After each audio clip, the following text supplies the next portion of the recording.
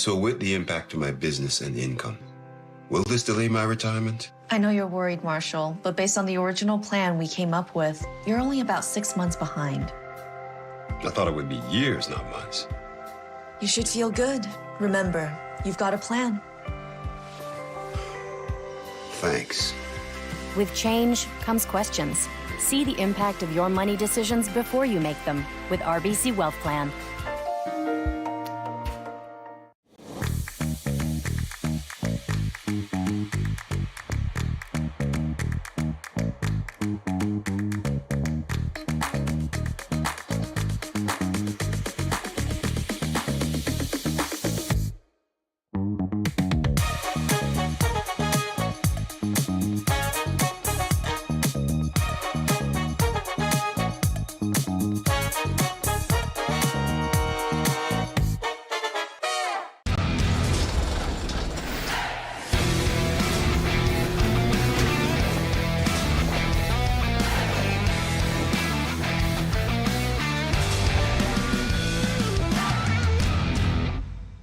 Aztec Safety is #1 for online safety training. Aztec Safety is the proud sponsor of the Aztec Safety Challenge, the #1 event on the World Curling Tour. And Aztec Safety has been a proud sponsor of Team Jacobs on our quest to represent Canada at the Olympic Games.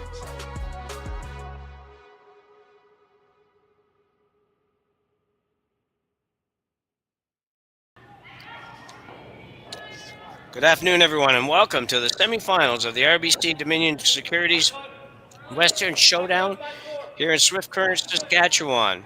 You're watching on Curling Stadium, and I'm Jim Nix, and I'll be joined by Sean Joyce with Connor Sim on production today. So we're happy to be bringing in West. Hi, Sean. Yeah, we're expecting an outstanding semifinal here. All the quarterfinals, with the exception, I guess, of the one that I was doing, went right down to the wire. Even the one I was doing, it was a big open air, big end in the 7th that really closed it off. Otherwise, they might have gone right down to the wire there as well. So all of these teams playing well. All of them, I think, using it for a tune-up either to the Tier 1 or the Tier 2 next weekend. So they're focused, they're playing well. You have to expect we're going to have some strong semifinals here. Yeah, I've certainly seen play get better as the week going on. It's not abnormal, but people seem to be having a lot of trouble with draw weight and things like that early. Still not 100%, but much better, so it's been good. I've seen more hoodies, toques, and jackets this weekend than we usually do. It is a little cold in the Swift Current rink. Yeah.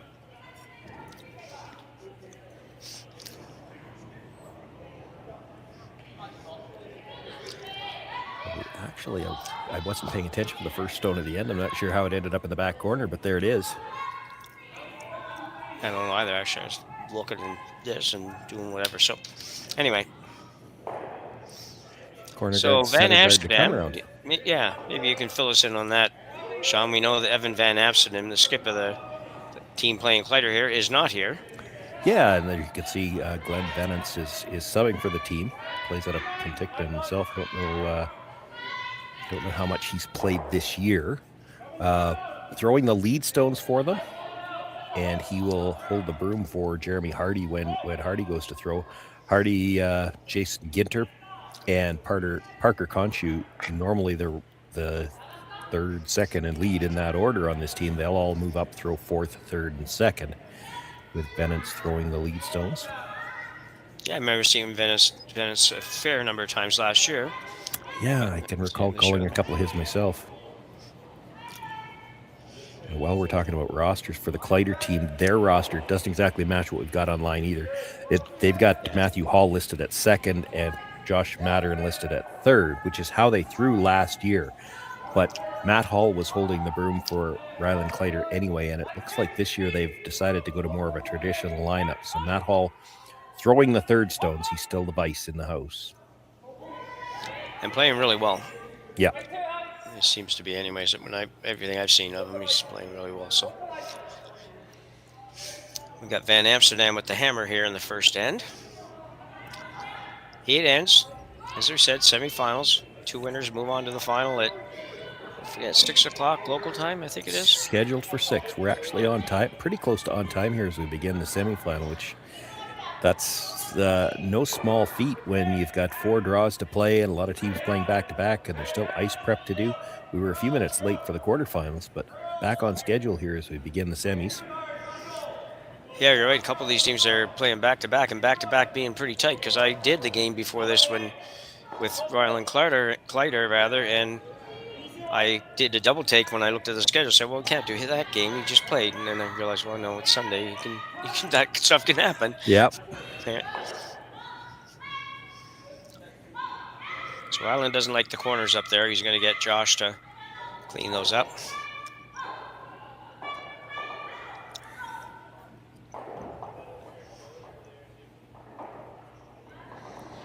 So we covered the roster issues, that they don't exactly match what we have on screen. And then, of course, they also got to throw one left-hander at us just so that we can't just say in-turn and out-turn without looking to see who's throwing. Yeah.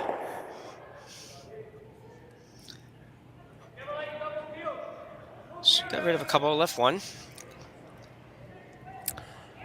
Rock at the back is exposed now, though. Yeah. So Jeremy Hardy now will go to the in-turn come around.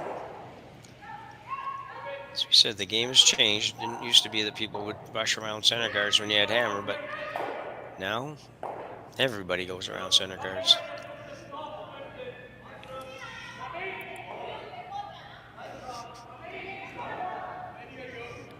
It's got a lot of room. Any warmer out there, Sean? Quite a bit warmer, actually. We were into the minus 30s a couple of days ago, and it was calling for a high. I haven't looked at it lately. Yeah, it's up to -9 here today. Wow, big difference, yeah. Much more comfortable. Yeah, that's the kind of difference. You get a 20-degree difference in a couple of days. That's when the water mains start to break. I haven't heard any of those yet, but Yeah. it might not be quite warm enough for that, but it's getting close. So the come around didn't really come around, and it's pretty much wide open here for Matt Hall. Yeah, I think if he gets the hit and roll behind cover, he might actually double the one out of the back, too. Yeah. It'll be close. Looks like this has to curl, though. Ooh, has to curl a lot. All right.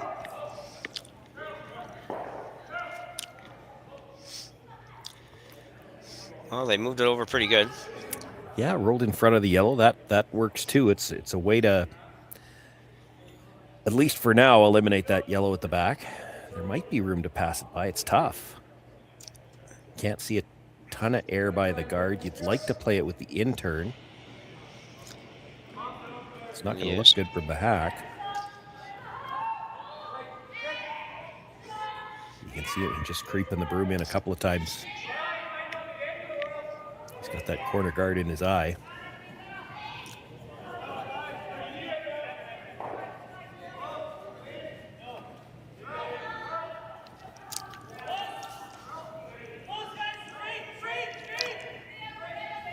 This will be Jason Ginter. And he is going to hit the back one. Unfortunately, leave it there, too. Yeah, that was just a really tough shot. It was probably easier to play with the other turn, but, then you have to cross it, and that's never something that these teams are comfortable with either. You just don't play a shot like that very often. Yeah.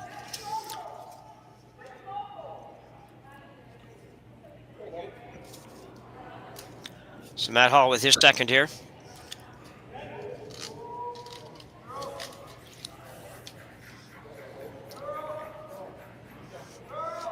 Trevor Johnson going all out again. 2 in a row. I'll test your cardio.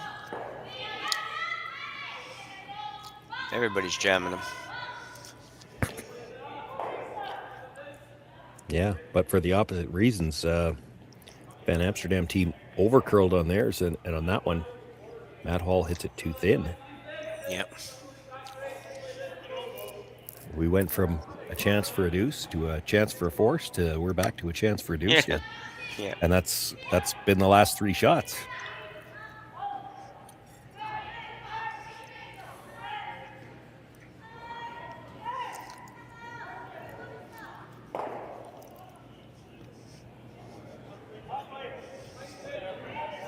So Ginter.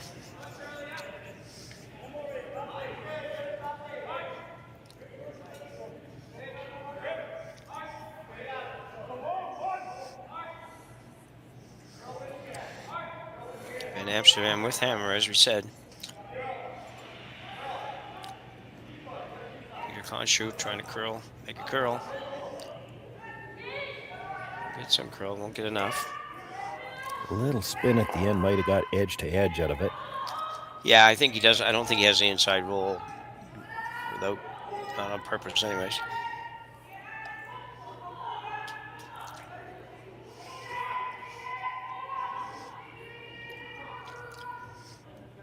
I think Rylan's thinking hit and roll to the outside corner. He could still get shot rock that way. That stone at the back, the yellow stone at the back, is only half in the 12-foot. Yeah. It's funny, we haven't even looked at that red one. I think it's out of the rings. Glenn's thinking about it at the same time as I am. He's going to go take a look too. It looks like it's out, but we've seen rocks with that little bit of white strip around it. They go to measure them and we find out they're in, even this weekend. So.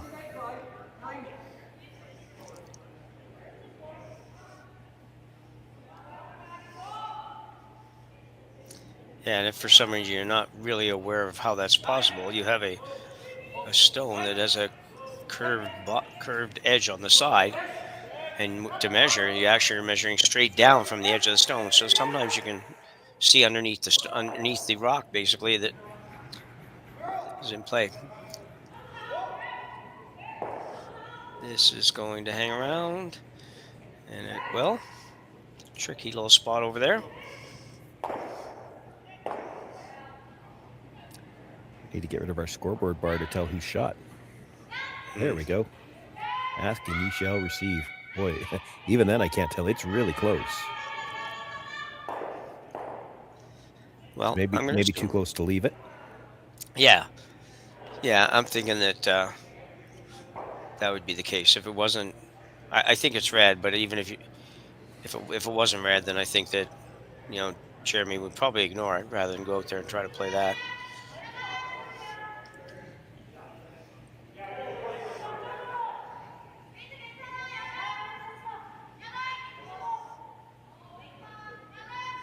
It kind of looked like he was just playing for the short roll in behind the yellow one. There is some risk that they jam the back red one then, but even if you jam it pretty solid, I think the yellow at the back would be, well, maybe not. It depends how you hit this. You'd hate to jam it and leave it for second shot. Yeah.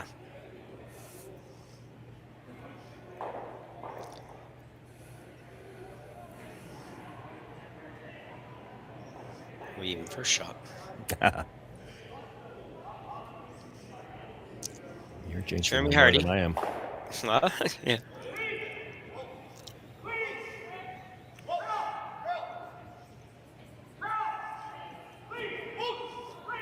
Make it curl a little bit. It's going to be okay as far as the jam goes. Roll a little far, might set up a possible double. Well, and there was a double kiss there. Nobody was ready to catch it. Like, I think. Oh, yeah, right. I don't know whether we can see it on the replay, but I think it hit the divider first and then touched the redstone. So it will have moved it into the rings, but nobody was ready there to catch it. And then it kicked it again. So it kicked it harder. Like, take a look at it. It's off the boards, touched it, and then it touched it again. So it did push it into the rings, but it shouldn't be as far in as it's showing there in the replay. And the two teams now have to agree. There is a double left. So even if that rock is third, and that's where they've set it, the two teams have agreed it's third, Rylan makes the straight back double here. Because that rock got pushed into the rings, he's got a chance for the force. Yep. I was trying to recall if that rock was on the rings or not. I don't know that it was. Anyway, let's watch what Rylan Kleiter does with this one. Rylan coming off a very good game.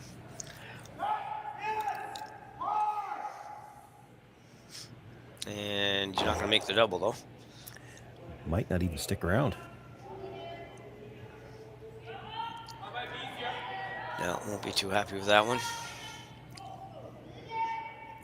He does get a little bit of trouble when he has to throw bump big weight like that, although he didn't really have to throw big weight there. It was pretty normal was good, yeah. Yeah, any kind of contact on the back one and it's going to be out, so.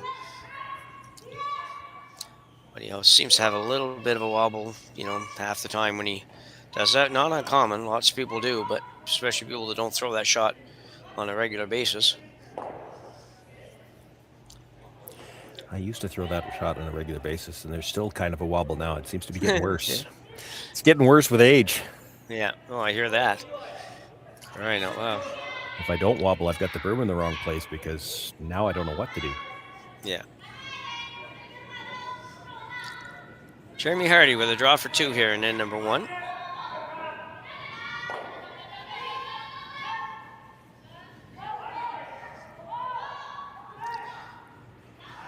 Sweeper's just basically cleaning. Looks like it's going to be pretty good.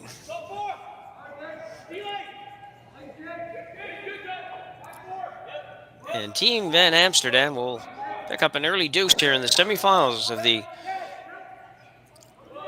Just drew a blank on what we were doing. The RBC Dominion Securities Western Showdown. We'll be back right after the break. Brett, come on, man. I know Aztec's #1 for online safety training, but we really should be out here practicing. I know, guys. I'll be right there. Just let me finish this course on gas detection. Wait. Do you smell that?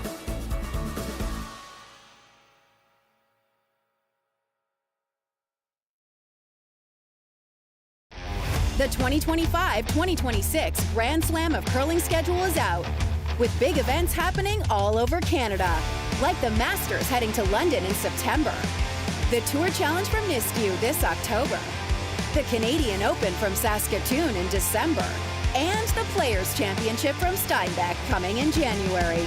Early bird weekend and full event passes on sale now at gsoctickets.com. Let's rock!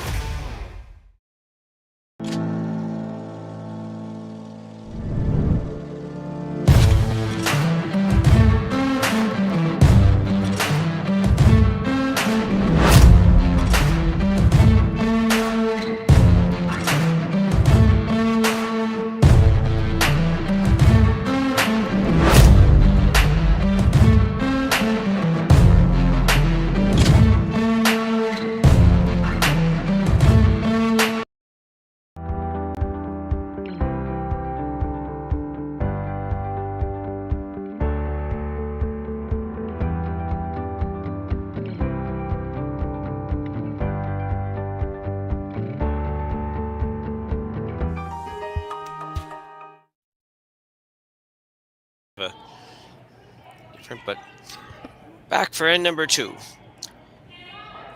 Now that I know where we are, we should go a lot smoother. We were looking at next week's schedule a bunch over the last couple hours and just kind of do a blank for a minute where I was. Next week's schedule isn't very far away. Starts on Tuesday. Yeah, I know. Well, at least we're just going to broadcast it. Those guys are playing in them starting Tuesday. Yeah, I have no sympathy for them. They're not even playing a lot of 3-game days anymore. Although the whoever wins today will have to, but nobody ever complains about the 3-game day on championship day. No.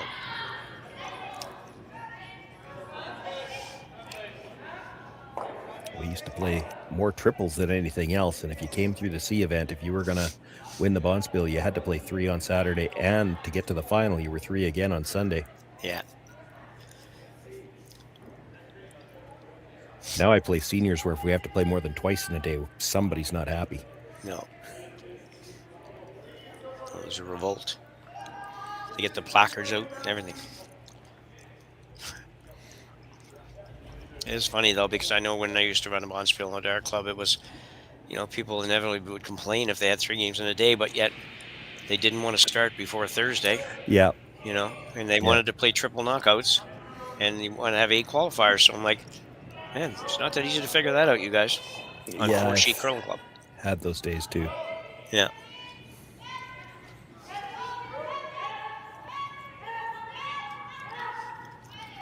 So this will probably bounce off because I've seen this happen more times this weekend than I think I've seen a season usually. It's just odd. So many draws that are that 1 foot heavy or 2 foot heavy. Well, I see it more than I'd like to, and in the situations where just what we just saw there, they focus on trying to sweep for that extra bit of curl, and you have to balance that, and I don't think at times that everybody always does that. You're trying to sweep for curl, but you're also making it heavier. Yeah. Sometimes you might have been better off to just hit that a little thinner and maybe keep a piece in front of it. Yeah. It's a trade-off. The teams have to make a decision. Somebody's got to make a call. I will give them credit. Like, you've got to make a call and stick to it. You can't be going back and forth because you'll never get any. Make a sweep call and stick to it. And you know what? One of the guys, former teammate of mine, Brad Height, he was one of the best, probably the best there's ever been. He'll make a decision early to sweep for Plan B, rather than just watch a rock come down and hope you can still get Plan A. Yeah. And you feel like you got more influence over the rock with your brush on the ice. Yeah.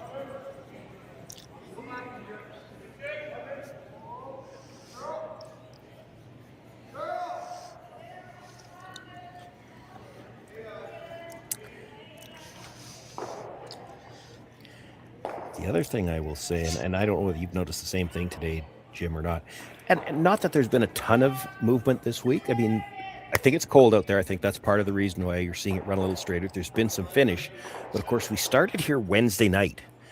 And so with both a men's and a women's division on, there's been 5 draws a day. There's been a lot of rocks up and down the ice.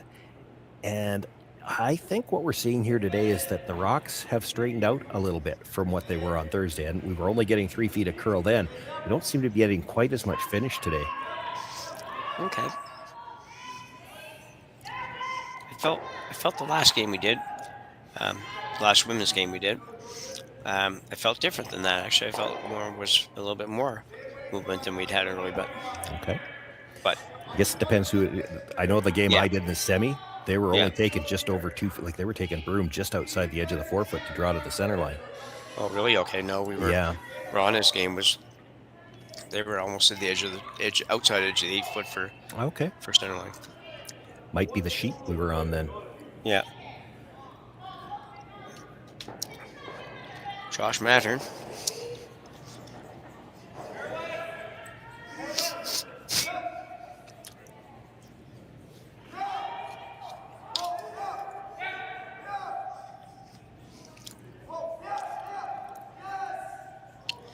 This could be really good.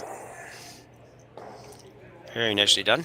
Yeah, even spins up just a hair. Yeah. Still more than half behind the tee line, but pretty good spot. Yeah, it was going to be hard to be much better than that, so it was a good shot. Nice control of the weight there.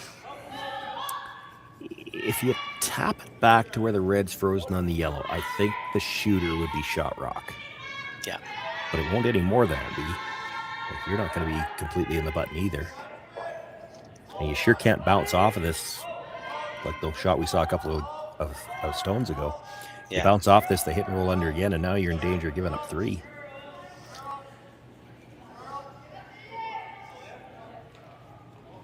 Oops. Like that the again. Dangers of wearing a hat to sweep. That's a guy that's usually a skip, too. So. Yeah. I haven't seen that one happen very often. Surprised now that I think about it. Can't recall ever seeing that before. Yep. But he had to be very alert, because if that rock, that hat as it falls down, if that touches the rock, it's a burnt stone. Yeah. So I've worn a hat my whole life to curl and everything, and I didn't play a lot of front end, but I did a little bit when I turned seniors, and I'm thinking I never ever considered the hat would be one that I'd end up possibly burning a stone with. Interesting. Matt Hall now for Team Kleiter.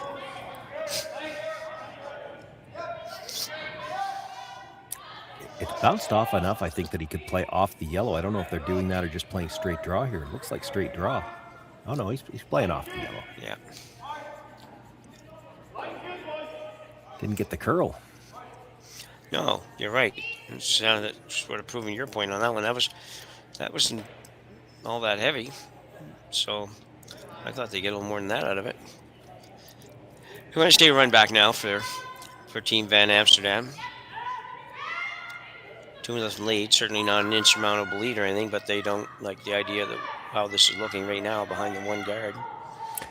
Yeah, because he didn't get the roll on top, though, I think there is a way to get all of the Reds out. If you roll right on top, even this run back, there's a chance both Reds stay. Exactly, yeah. Oh, I'm not sure he's got it, though. You didn't want to hit it on that side. No. I think in the last few feet there, Jeremy decided they weren't going to hit anything, so let's make sure we let it get a little bit more out of the way.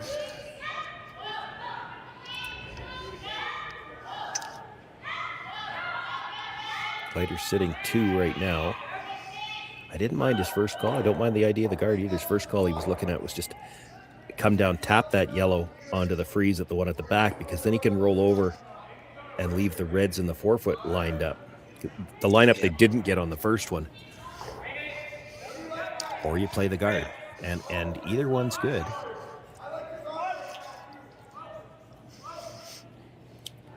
But if you're guarding the stone at the top of the 4-foot. That's the difference. They were guarding the stone at the back of the button before. That's what left the angle for the attempt at all 3 of them.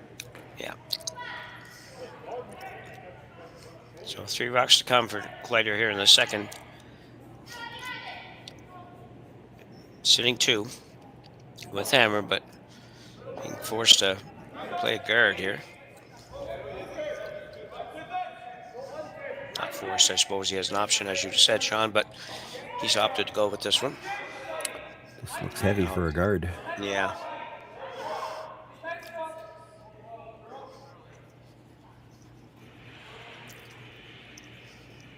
So they're trying to get it to curl now, just so he doesn't leave angle for the triple. I think it's still there. Ever so slightly across the face, and all 3 reds go. You might lose 1 yellow with it. You might not. I mean, there's enough room between that red yellow at the back. You might be able to pick that stone clean. Yeah.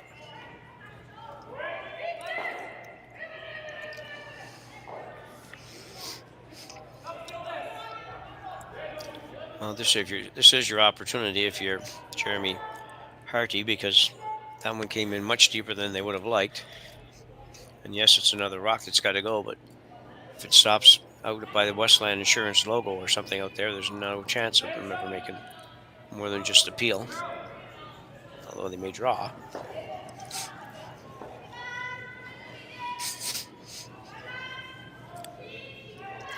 Trying to decide how much I think he has to hit on this. 2/3? 3/4 too much? Yeah, no. No, I don't think 3/4 is too much. But can't go any more than that. It's got to be 2/3 to 3/4 sort of thing. Yeah.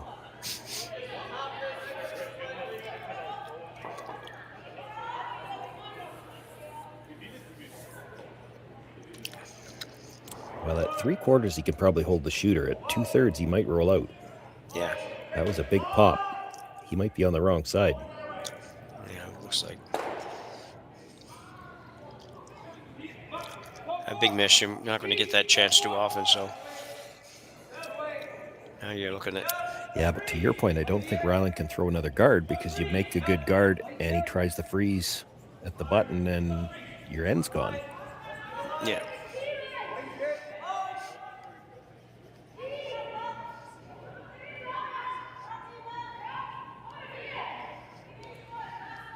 Or if you are guarding, it's got to be farther over, and then you're going to leave him angle to try the triple again.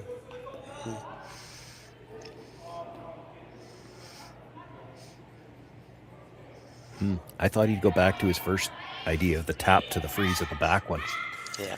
Line these 2 reds up. Not that this is a bad call either, but you're playing to a very precise spot to make this freeze or this guard any good. Yeah. I'm not sure he wants it as tight as what he was indicating either.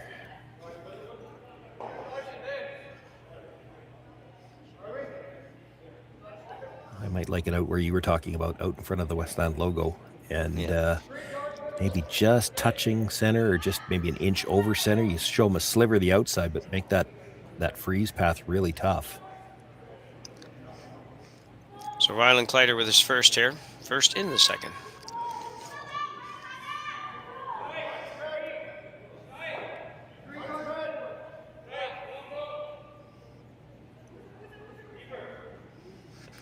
Definitely has tighter line early. It's got a lot of rotation too. This should slide a bit.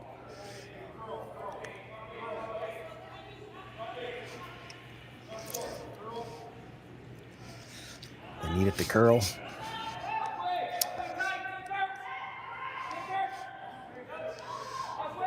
Well, 3 straight tries at the triple, and they keep making it easier.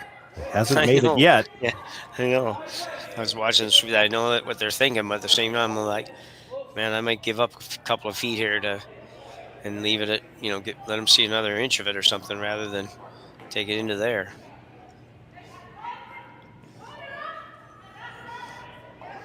Well, they were hoping to get it to curl a little bit more so that he'd have to slice it back, which does make the triple harder. This is almost a, nose hit will get rid of the 2 in the forefoot. Yeah. Just a sliver to the center line side, you get rid of all 3 of them. He's throwing the out turn this time. It was the in turn last time. He had a bit of a pop on the in turn. If you ever pop this one and hit it on the outside, you could miss the 3rd stone altogether and jam it on that yellow at the back. So he's got to be a clean release here. This way, it's got lots of weight, if nothing else. Maybe on the nose. We'll leave one. So Rylan Kleiter with an opportunity to tie this up.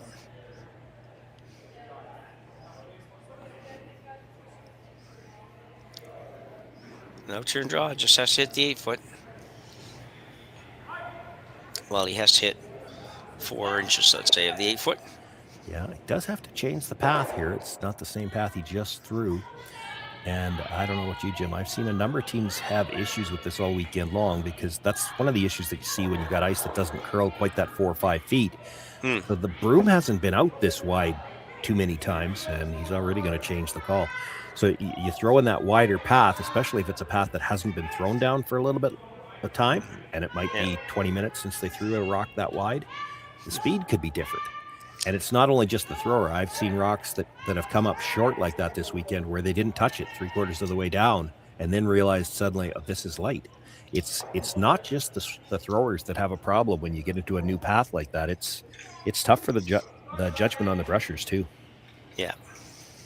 That, I think, is probably why he's staying more down the middle here on the ice that's been used, and the speed should be consistent with what it's been all along.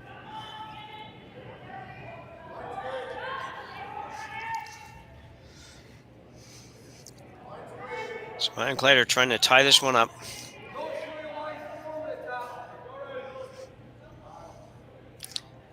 Well, he was trying to throw a guard on the last one, and it's into the 8-foot. He's trying to throw it to the 8-foot this time, and is it going to stop? Oh, I don't know. Is he? No, he did not. Big miss. So Rylan Kleiter will pick up just a single here in the second end. Playing the semifinals of the RBC Dominion Securities Western Showdown at the Swift Current Curling Club. We'll be back right after the break. Welcome to the RockShop.net, the official store for the Grand Slam of curling. Whether you're looking for the best hats, stylish clothing, fun toys, or unique accessories, the RockShop has it all. Shop online anytime at the RockShop.net for exclusive Grand Slam of curling gear, or come see us in person at your next event. The RockShop.net, where fans find their favorite curling gear.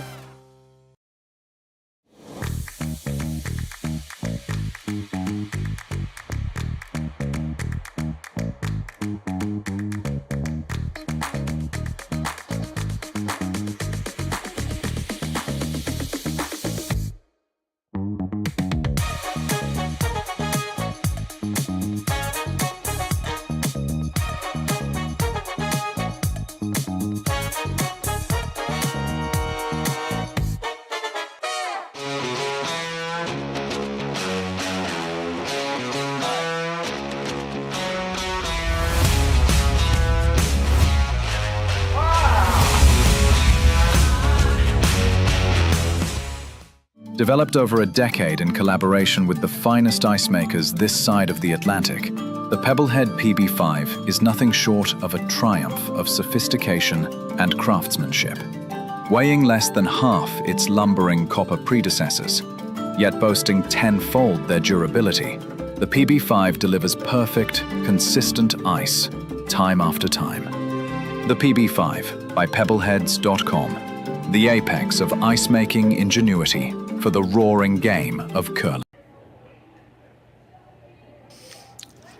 And we are back, and got a 2-1 game. And Sean, those are, it's only the second in, but those are the points that you just can't afford to not get, aren't they? Yeah, they will come back to haunt you. If nothing else, it means that Rylan Kleiter, he doesn't get to throw another rock for 15 minutes and he's thinking about it. Realistically, he was heavy on both of those draws. Like, he was trying to throw a guard with the first one. He brings it right into the 8-foot. So then to be a little too deep to the back 12 with his draw, both of those were heavy. That's not where you'd like to be with draw weight as you're playing here in the semifinal. You've obviously had a better feel for it through the better part of the weekend, or you wouldn't be here, but struggling early in this game. Yeah, right. Basically, all he had to do is his mistake on the first one would have been okay for the second one. Just had thrown that same weight. Anyway, they were also down to Reed Crothers in the game before this and had to get a steal in the 6 to get that one going in the right direction. So lots of time.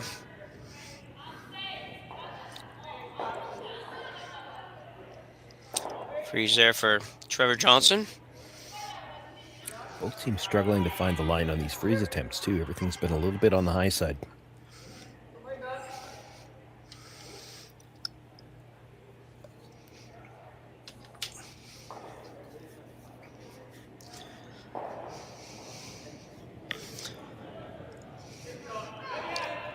And Vance.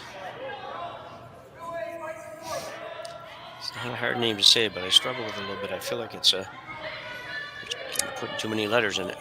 Oh, I do apologize, most broadcasts, for all the names that I mispronounce, but Glenn's is one where I haven't had the opportunity to meet him personally, and I've never asked, His is one where you almost wonder, so which syllable is the accent on? Yeah. Is it Venance or Venance? Venance sounds like you're on vacation in Italy or something. Let's go with Vivance. Well, I don't know. What nationality is that name? Maybe it's Italian. Yeah, He question. looks like he could be Italian. Yeah. I'm gonna have to start sending us these events to do player interviews or something.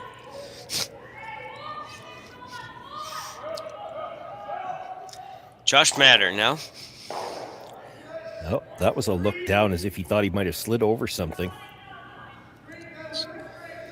So the correct pronunciation of Glenn's last name is Va, like V-U-H, Nance. Coming right from the boss man. Tell him to focus less on how we pronounce names and get me my telestrator. I think he might have heard you.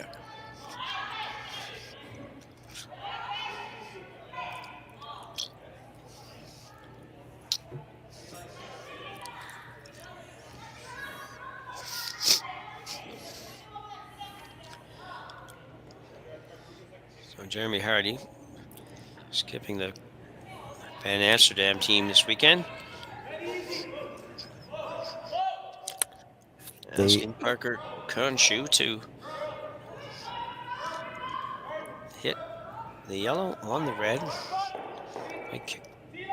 It worked out pretty good, I think. Yeah, assists with a pretty good freeze on that other redstone. If you make the hit and roll, you can see that Rylan's looking at it. The yellow red will be lined up to go through it. Yes. Can't really do anything with that top yellow. You have to be at least conscious, if you're Kleiter, that there's another yellow just biting at the back 12-foot. There's danger that can end up on the scoreboard yet too. Yep.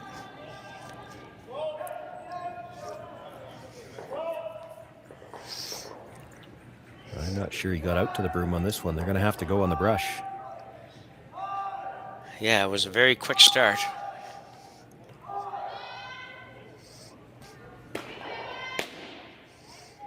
Josh will not be happy with that. They're probably fortunate that they at least broke up those two so that the raise isn't as automatic as when they were still touching each other, but he can see plenty of that yellow to push it onto the red. Yeah, it's a simple 2-foot. Pushes it any further, he could go at it directly from the other side. He could probably see a sliver. Yeah.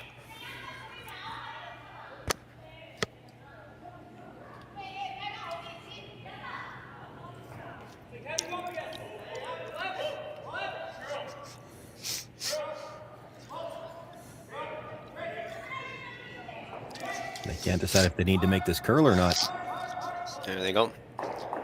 That's a very nice throw.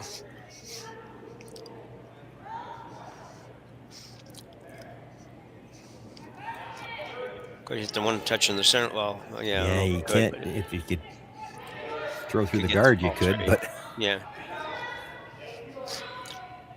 It goes for the wide double, so off the one by the broom, comes across, catch that one in the 8-foot. There is a chance it takes that one out that's biting the back of the 12-foot. It's going to be going that direction anyway. Yeah.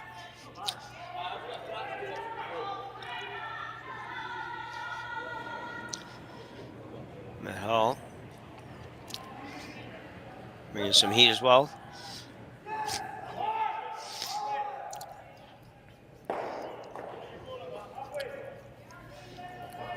A little thick on the second one, but he spun to a very good spot. Yeah. Second shot and not really access to it for Jeremy Hardy. He's got to peel the guard. And even peeling the guard, like he'll be able to make a play on that red stone, but it's not easy to clear all the yellows at the back yet.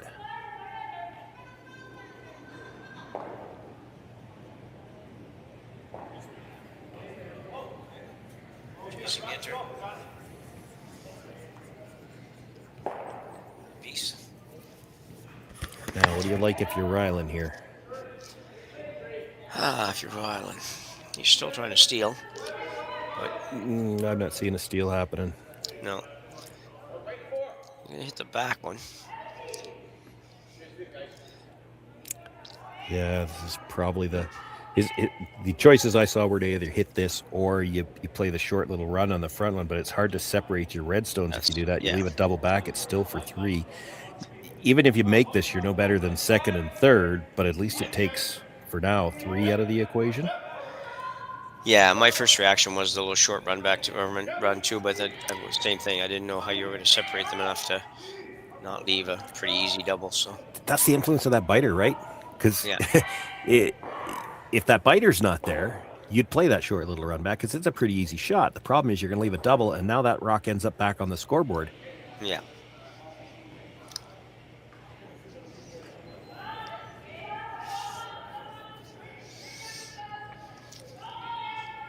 Those with little wee tiny biters will come back to haunt you.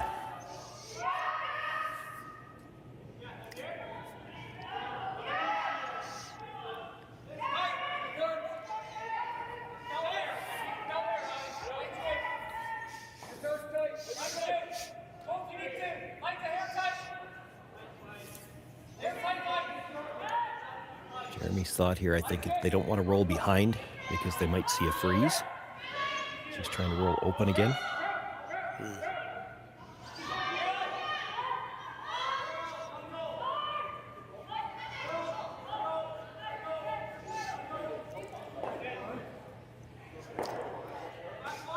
Okay, it's a good shot.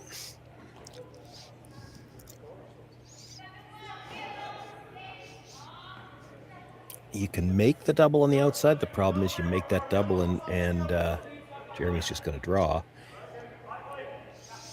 You're still giving up 2. You roll underneath, you're not going to be shot yet. A very tough situation to get shot right now, other than if you want to play the little short run back. But yeah, it's just tough because you're right. You hit these 2 at the back. And I'm guessing Van Amsterdam just comes around. He could even draw on the open side for what it's worth. We're Yeah, late enough at the end, he could just decide, let's get our 2 and not risk giving up the double. Yeah. I guess if you play the double, at least you know that little biter's not coming back onto the board, but hard to think you're ever going to get to a force situation without the roll to the middle. Yeah.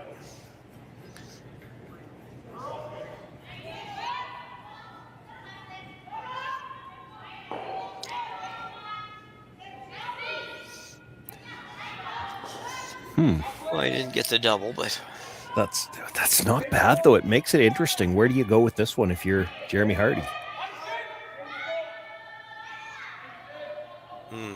Like if you roll behind the guard now, or behind the stone at the top of the 8-foot, it's probably high enough up in the rings Kleiter could freeze to it and be shot.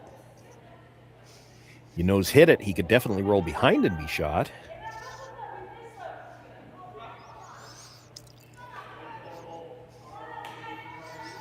Yeah, if you could hit it. You could roll to the outside, I guess, a little bit. They're going to try to roll past the guard so they can get deep enough in the house that Rylan can't roll back underneath and be shot.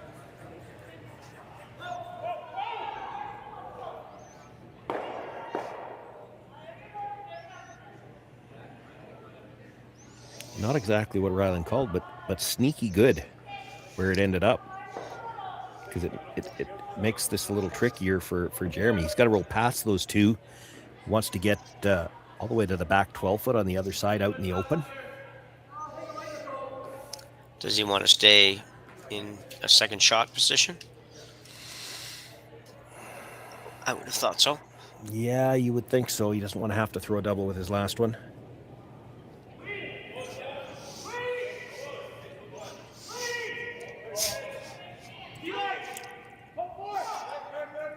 Jeremy Hardy, his first stone.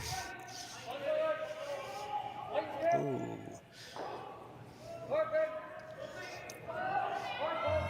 Oh, I'd have kept sweeping that. Yeah. Maybe thinking he stopped because he thinks it's directly in line for the double. It might be. It's close.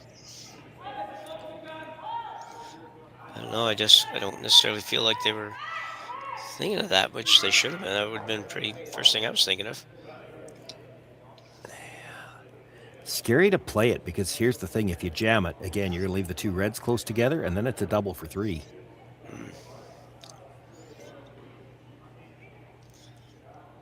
Say if you hit it there,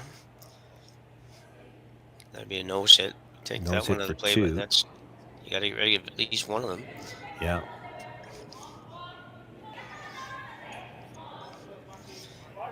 It's hard to separate them when you don't want to throw it too hard either, because you don't want to be. I'm not sure how he's throwing this. Like, if he thinks it's going to hit the back one, he's going to be throwing a little bit more weight here. He doesn't have to whip it, but, good normal anyway. Yeah. So that's the third stone. And if you're going to hit it, you need to get it out.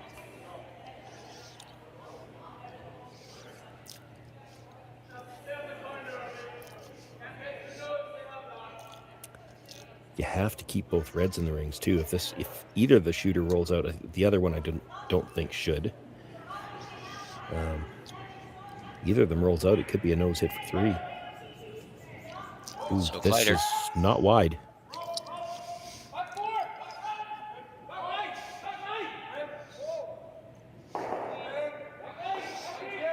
Yeah, it's a good shot. Yeah, I guess he swept that roll to the perfect spot because it was lined up. Yeah. One more look at it. Yeah, Kleiter giving a little bit extra. Not really extra. That's how he throws those hits usually anyways. The line held really well. I thought, if anything, it looked like he might have been a hair tight, but right on the nose. And they did have the line read absolutely perfect. There's always a little bit of uncertainty when there's that much room between the stones when you're on a run back like that. Yeah. Would have taken a lot of bad luck, though, I think, to absolutely dead stuff it. Yeah.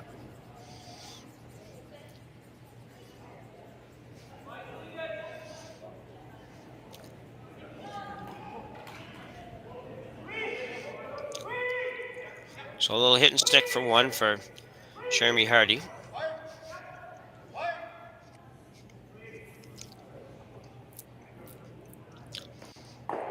And he's fine. So a single for Van Amsterdam here in end number 3 of our semifinal. You're watching on Curling Stadium. We'll be back right after the break. Hey, Mark, you ready for this game tonight? Yeah, I'm excited, man. Cupsy, what are you doing over there? Don't worry, boys. Was just on AztecSafety.com, took a fire extinguisher safety course. Paul, I'm putting out the fires from now on. Woo!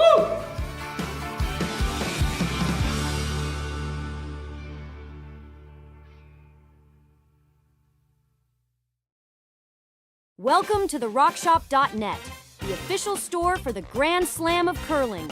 Whether you're looking for the best hats, stylish clothing, fun toys, or unique accessories, the Rock Shop has it all. Shop online anytime at therockshop.net for exclusive Grand Slam of curling gear, or come see us in person at your next event. Therockshop.net, where fans find their favorite curling gear. So with the impact to my business and income, will this delay my retirement? I know you're worried, Marshall, but based on the original plan we came up with, you're only about 6 months behind. I thought it would be years, not months. You should feel good. Remember, you've got a plan.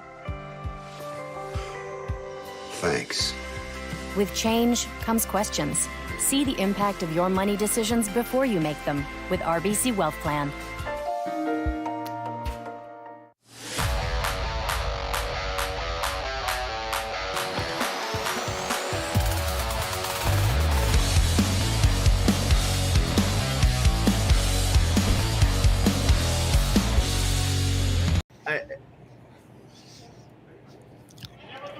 Okay, we're back. We just had our little version of the great debate. Fill you in on it sometime.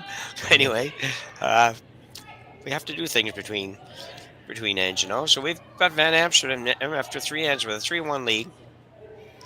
But good game so far. As we said, semifinals of the RBC Dominion Securities Western Showdown here, with one more game to go later on this evening. That'll be the final. It'll be the winner of the Mowat White game, which right now is, I don't know what it is. There's nobody, everybody's standing in front of the scoreboard, but Scottish team's ahead. Looks like Mowat's got might be as much as a 3-point lead here. We can look it up in a bit and tell you, or you can look it up and see it yourself, whichever way you like to go. Just going to say the Scottish team's ahead, and I'm good.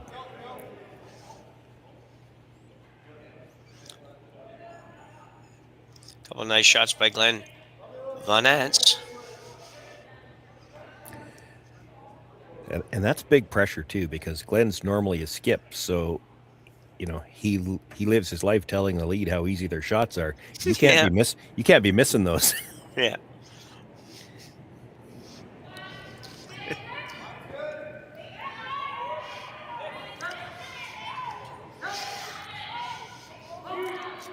You know, your credibility kind of goes down the toilet when you tell them how easy they are, and then all of a sudden you don't make any of them.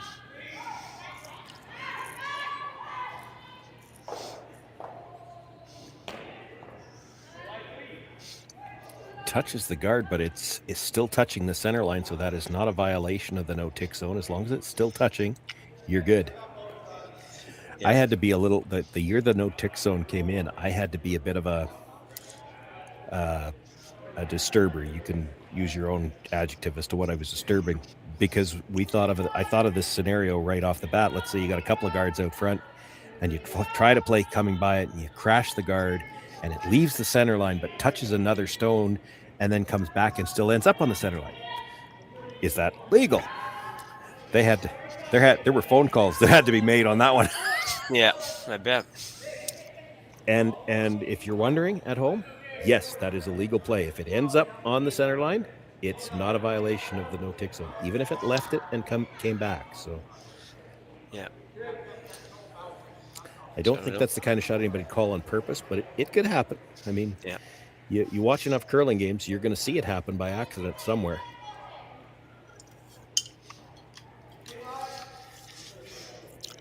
So Rylan Kleiter going to try to play a little cleanup here. He's down a couple, but I don't want to be dealing with all the mess he's got right now of yellow stones.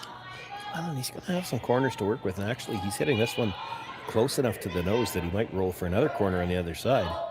Yeah.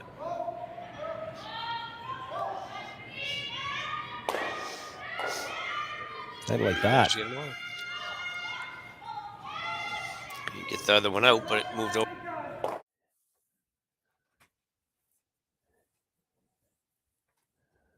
A rare replay for the second man.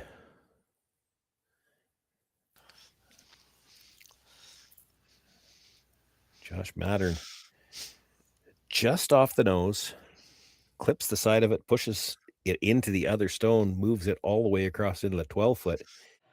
And the corner. The bonus, he rolls 4 feet off the center line, or 3 feet off the center line. He's got 3 corner guards to work with at last rock here in the fourth end. This is all Rylan Kleiter here right now in this fourth end. Yeah. And this isn't going to help the Van Amsterdam team. No.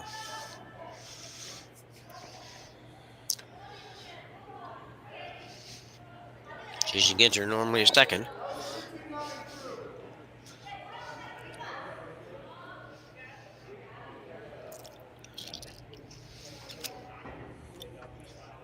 Parker Conchu, normally a lead. What's he doing throwing him through the house?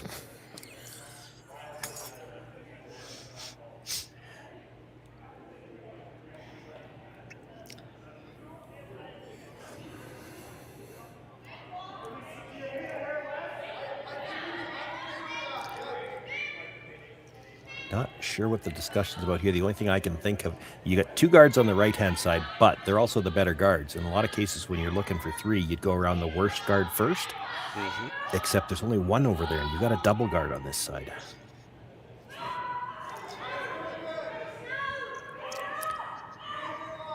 Yeah, maybe they just didn't want to take that much play to the center just yet. I thought they might be debating whether to play, this way or go around the corner, basically.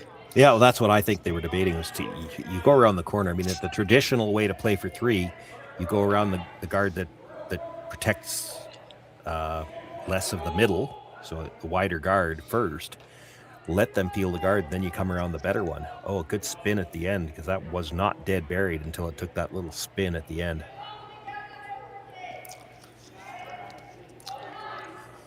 Nice draw there. And this is why you come around the worst guard first. If they make the little corner freeze here, you can't get shot rock around that other guard anymore. Not going to play it. He's going to play the run back.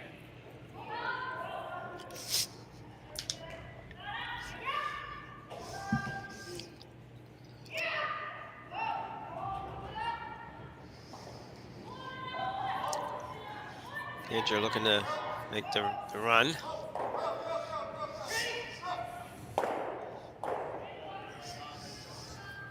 Manages to get the guard back to the center line too.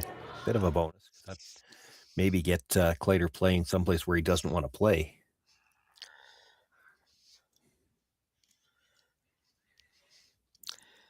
Yeah, they didn't have to do much with this. Mostly watch it. Sweep a little bit here, but not really very much. Just nice throw. To come nice past result. the nose.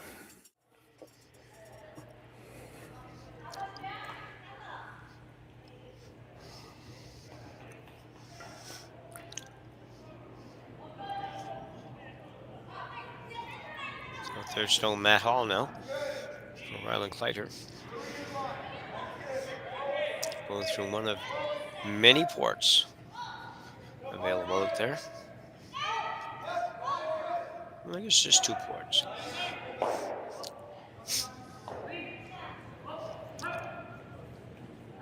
This is going to be good as well. It'll pop up the other side, but even if it did a little bit, be all right. Okay, nice shot.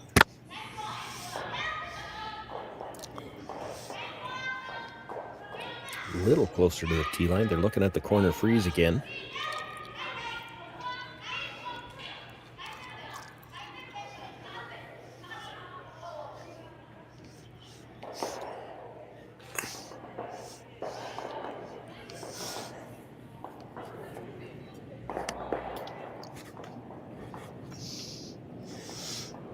These corner freezes to a rock that's in front of the tee line, always tough, because if you're right to the face, you're not shot rock. If you're too much on the corner and bounce off a little bit, they can chase and push it through.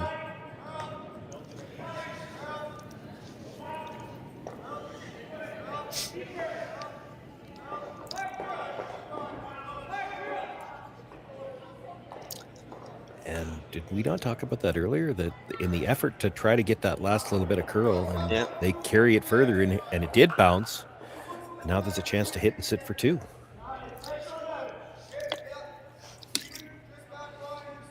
And we can't tell you, and you probably did see the other semifinals actually over.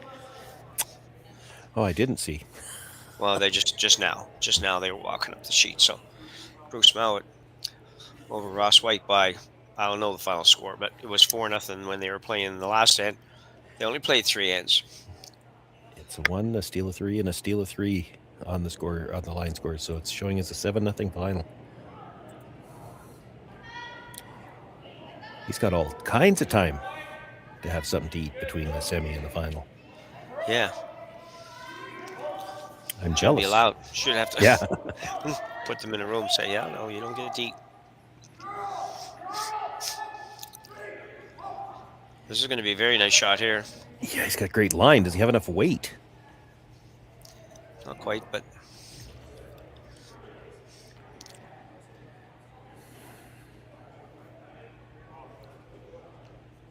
well, it's the Yellowstone at the back is shot rock, but it's open. The two redstones, second and third, are buried. I mean, I guess you could pick the very back one if you really wanted to, but you're not staying. And then he's got an open shot for the next one. So you're coming around and you're trying to sit 2 for your life here, I think, by the looks of it. yeah, I think so too.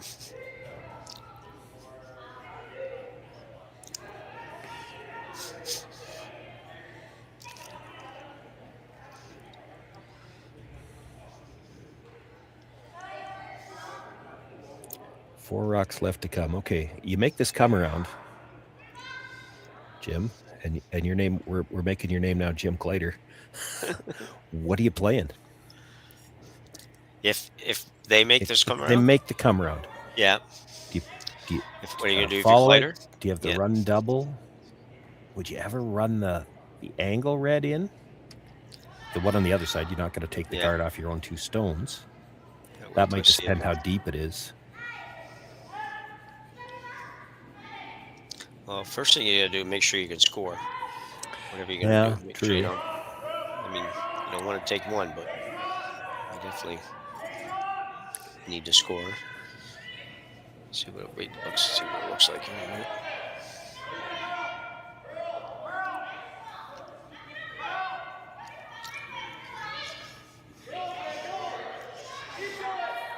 Boy, if they don't get this buried, you can go after directly for the double. You just curled enough at the end. Did it? I'm not sure. Well, With I'm hack not weight? positive, but Because he only has to touch the one on the way by. He only has to move it, what would you say, 6 inches?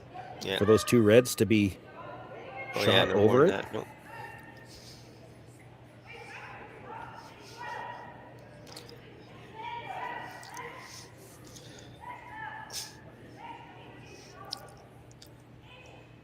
So not nearly as much discussion as there would have been before they threw that rock. No, well, they were as far talking as about what they're playing. gonna do. They were talking about playing the hit and roll into the corner. I mean, you're not getting the back one like that. You would be shot rock, but then he's just going to draw in again, I would think, because he's got to draw in again, I think, to eliminate those 2 redstones. Yeah, they're already there. And let's be honest, if he buries it better, he's still got a chance to steal.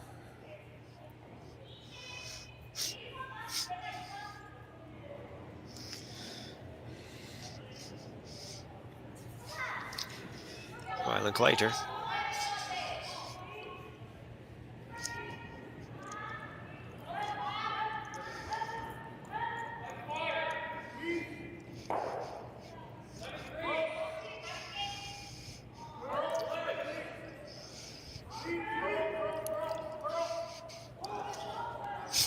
Trying to carve it over.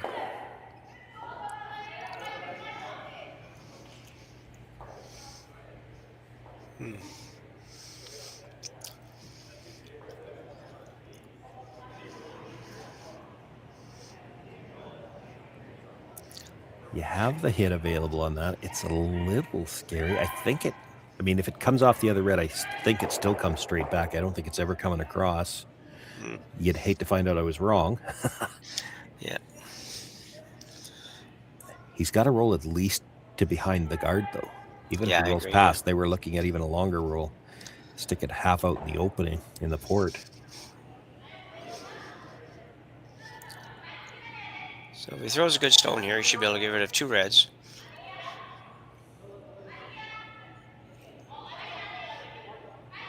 And sit 2. Yeah. I'm not sold he can get rid of 2 of them. He can't see all of this, so he's got to throw it a little bit quieter. You look at the guard, he can only see about 2/3. He can't afford to roll out. Yeah, but don't you think if he's going to try to make the roll at all, he's going to probably get 2 reds, the 2 back ones. No, in a minute. He's not throwing this very hard. No. With that ice. Like at the second one, you're not hitting it very thick. It might not go very far. Needs that shooter to move. I know that. And you just make sure the shooter gets at least to the center guard.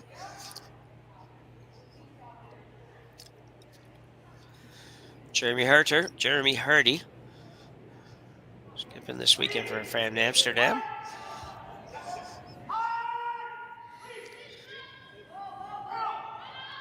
Enter on the straight side. Conchu on the curl side. Oh, man.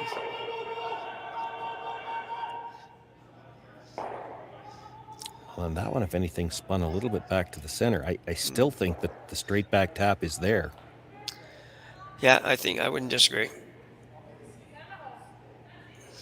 Need to hit that a little thinner, actually. Just a shade. Probably went a little more on them than they thought because I'm sure it was closer to that high guard than they actually wanted to be when they were coming by, but they also had a little more weight than I thought. So anyway, really quick update on the women's semifinals.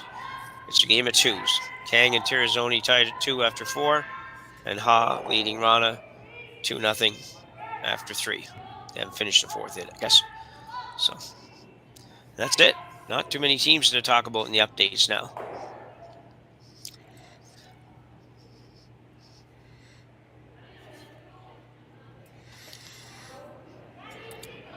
Understatement of the year to say this is a big shot.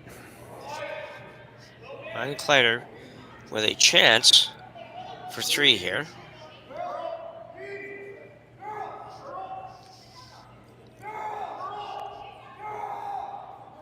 Needs to I finish. think he's going to quite get there.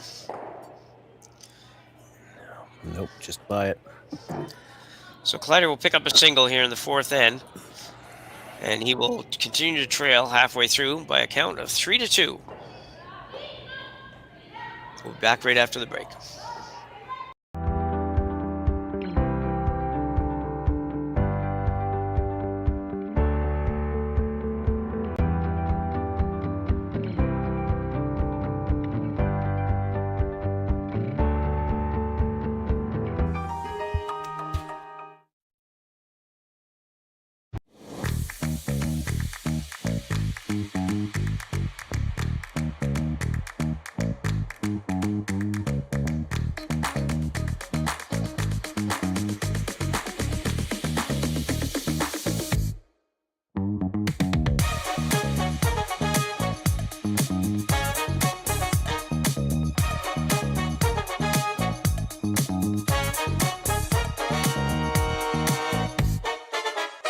Hey Ben, what's the Aztec Safety online e-learning website again? Yeah, that would be aztecsafety.com. Fire extinguisher and firefighting. We'll send that one to Paul. Now here's a course I should probably take. Conflict resolution. Power line safety. Yeah, I thought it might help me with my line calls. Did you know this Aztec website has over 100 safety courses? Jeez. Aztec Safety online course. Ground disturbance. Could have used that a few seconds ago.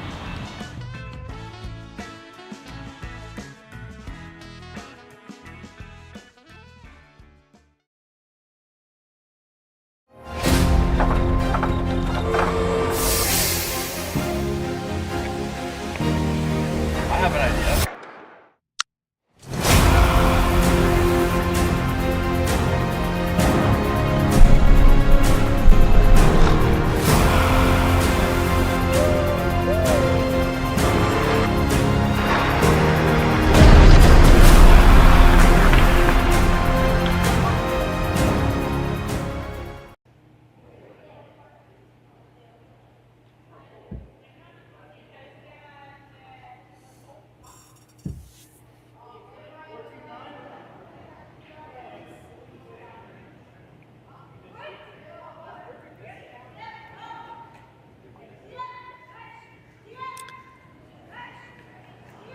Back underway here in the fifth end, and for the Kleiter team, that's got to hurt. Had the chance in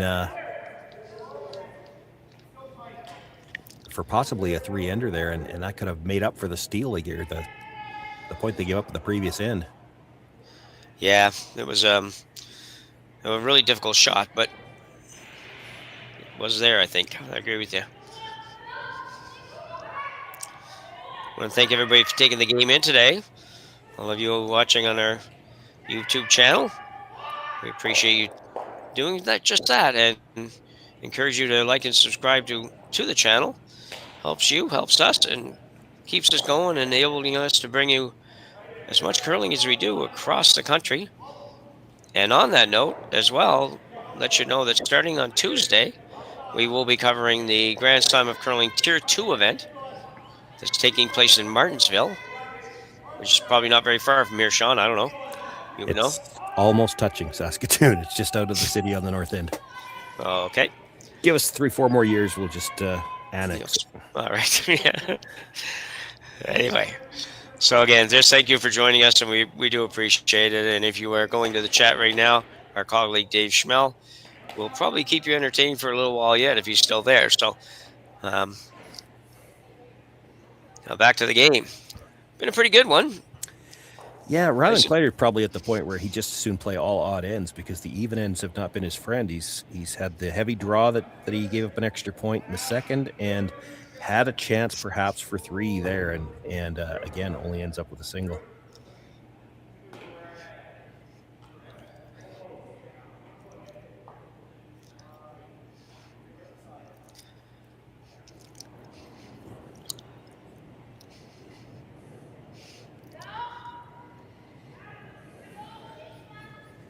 So we got a little conglomerate of rocks here already in this end. Yeah, but there's 5 of them, so I think some are going away. Yeah, I was going to say they can now start to disappear a little. And Amsterdam with a 1-point lead and hammer doesn't really love having all those rocks right there. Probably can get rid of both reds without too much trouble. And roll to the corner. That's a very nice shot. Going to roll a little further than they'd like, but... Yeah, they thought they had to sweep it to get it to the corner at all. It actually almost rolls out of play. Yeah.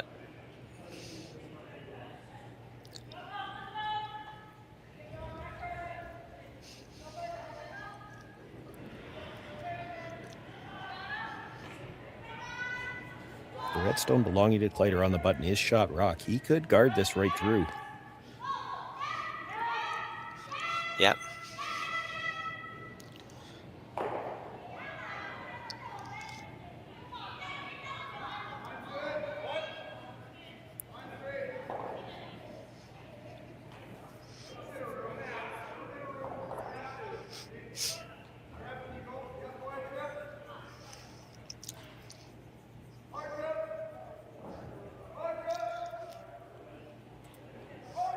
Trying to get us every centimeter out of this. Ooh, big spin at the end. Probably needed it. They didn't have very much of that yellow covered until that last little spin.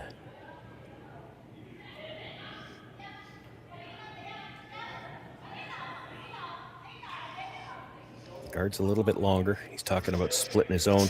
You need to move 2 here somehow or another, whether it's the rock and the 12-foot, you come at it directly and leave yourself 2 ways in, or you play the double peel. That rock and the 12-foot is not helping you where it is. Well, it looks like that's probably what they've decided on. Yep.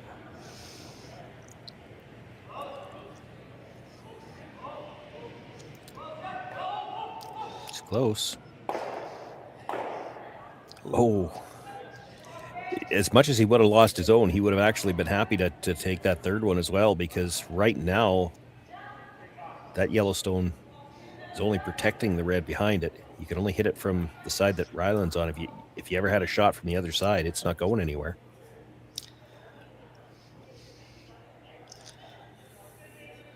So Matt Hall now.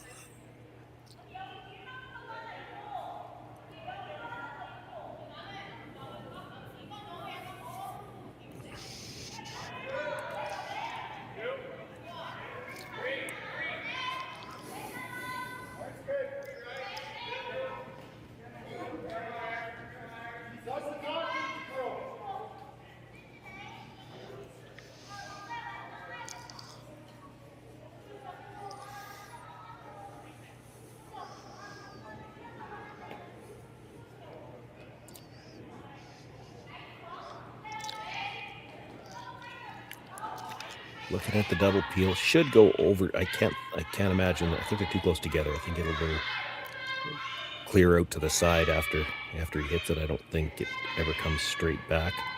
No. Off the second stone. No, not really even close. No. If they had been side by side, that's a different story. But you got to, yeah, and you didn't.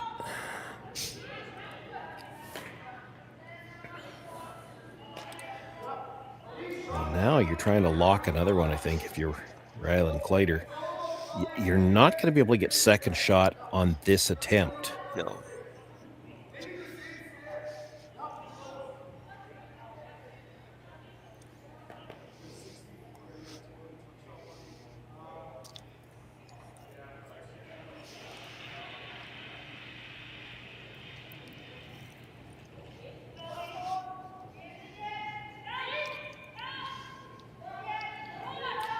This could put a lot more pressure on the Van Amsterdam team.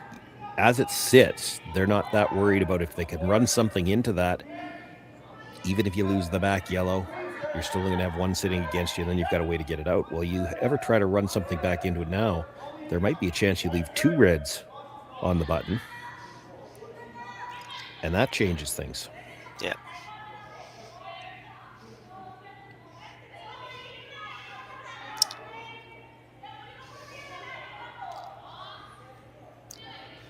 That's pretty good. Yeah.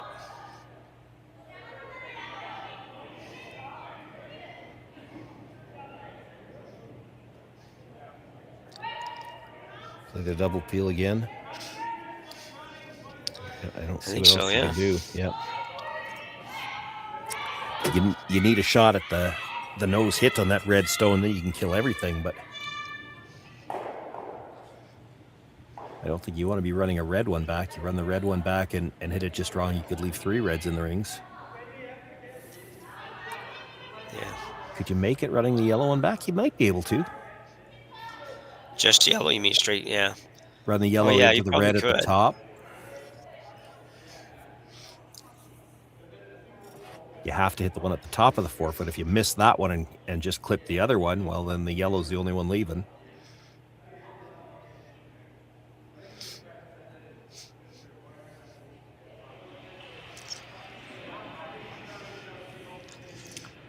I think what I just saw with where Jeremy was talking about where he was gesturing, they might be talking about playing the double peel with a little bit less weight and have the yellow stone that they're hitting first spill into the rings.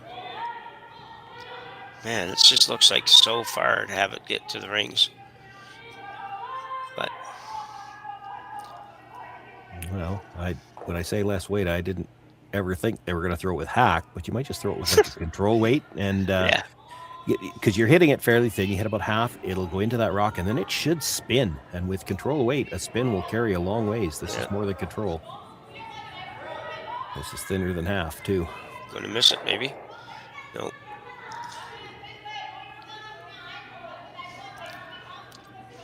I have to believe he didn't throw either one of those real good, although it's possible he did throw it good and they have the broom in the wrong place maybe, but he didn't get a whole lot of that one. He could afford to hit another inch or inch and a half or so of that stone and has still left at least one guard.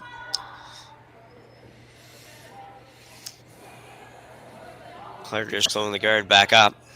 Yeah. Would he ever be tempted to come right in again? Well, that's what I'm wondering. Probably not on the first one, but if this was your last shot, would you come down? Could you come down and move that enough to sit 3? As long as you could angle it so you were guaranteed to steal 1. Then if you get just across the face, tap, sit 3, he'd probably have to play the double on the top 2 and give you 1. There'd be no shot to score, I wouldn't think. Yeah. Yeah, I'm of that same mind. I don't think I'd play it on this one, but I think I'd be really thinking hard about playing it on the next one. Now, of course, Jeremy Hardy knows that too, and so maybe he doesn't peel the guard on this attempt. Yeah. He might try to run the yellow one in. I think they talked about it on the last one. The yellow one that's right there, you mean? Yeah. Yeah. I actually thought they might try to take that away. take that rock a little tiny bit further. Yeah, you sweep that a little bit. He doesn't have it.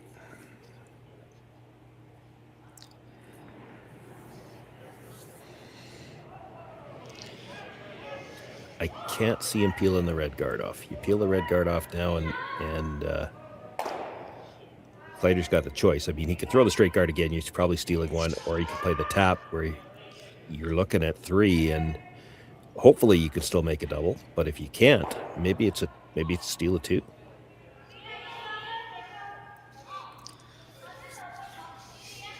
I think that's what they're talking about now. They're worried that you peel the guard, Kleiter comes down and just plays the tap. Yeah. Moves the yellow to the back of the forefoot, and you're looking at 3. Yeah, 2 for sure, and probably 3 if he can get the weight exactly right. Yeah. Yeah. And not likely to be angled for a triple. The yellow will still be back there somewhere too. If you ever jammed on it, give up a steal of 2. Yeah. I may be talking myself into it, but I think you have to play the yellow one back. It's at the better angle to try to make sure you kill something too. Like if you run the red one back, forget about the color. Even if it was a yellow one, if you run it back, it's too easy to nut it on the first one, the back 2 go, and then you're leaving 2 reds at the top of the forefoot buried because your shooter's not going anywhere either.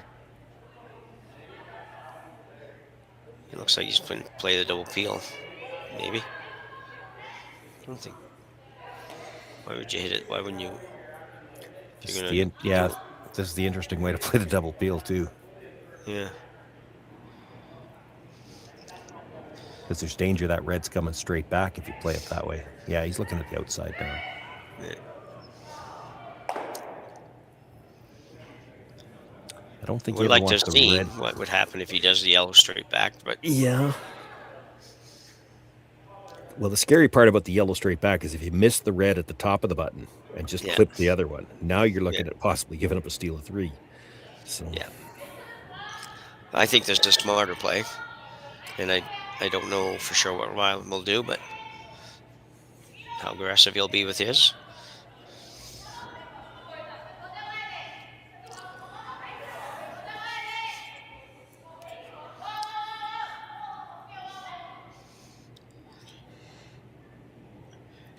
Jeremy Harty. Well, that wasn't narrow either.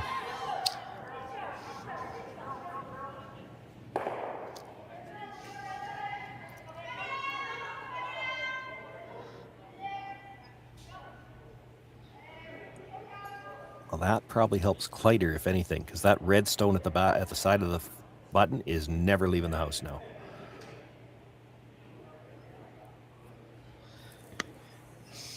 Yeah, roll to an awkward spot for sure.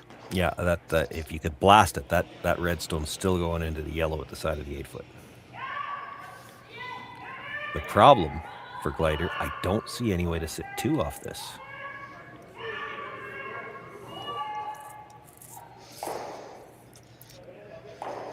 So I think they're just going to guard and take their single stolen point. And I would bet you if they make the guard, Jeremy Harty just throws his away. Yeah.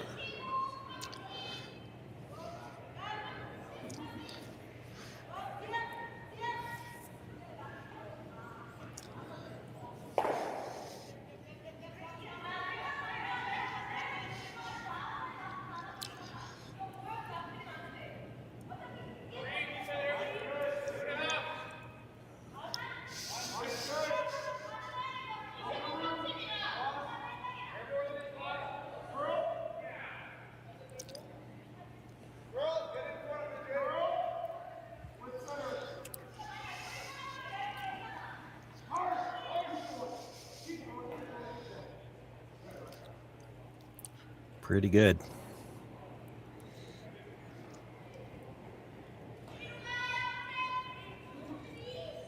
Scary to even try this draw because if you're a little heavy. Yeah.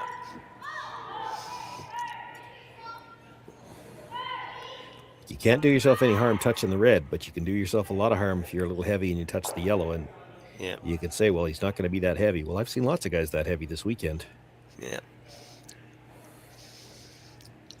And actually, I think, Sean, if you come down, if you ended up touching them like a quarter of that top red with just the right weight, you might move the yellow back far enough that they, there'd be a deuce there anyways, but we'll see. I don't know if I'd be trying this. It's just not enough space. The odds are just so low of making this shot that I'd say the odds of making it are lower than the odds of something going wrong on this shot. Yeah.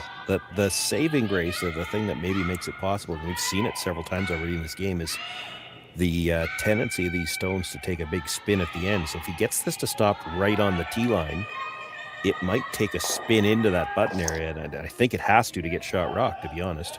Yeah.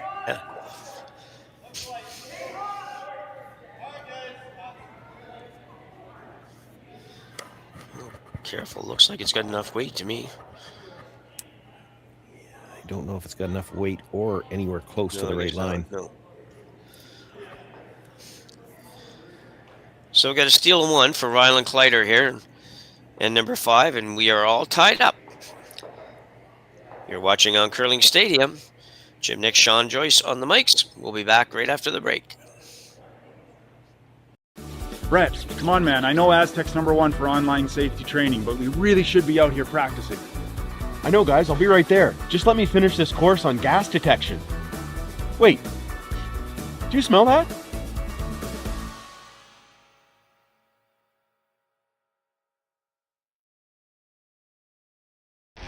The 2025-2026 Grand Slam of Curling schedule is out, with big events happening all over Canada, like the Masters heading to London in September, the Tour Challenge from Nisku this October, the Canadian Open from Saskatoon in December, and the Players' Championship from Steinbeck coming in January.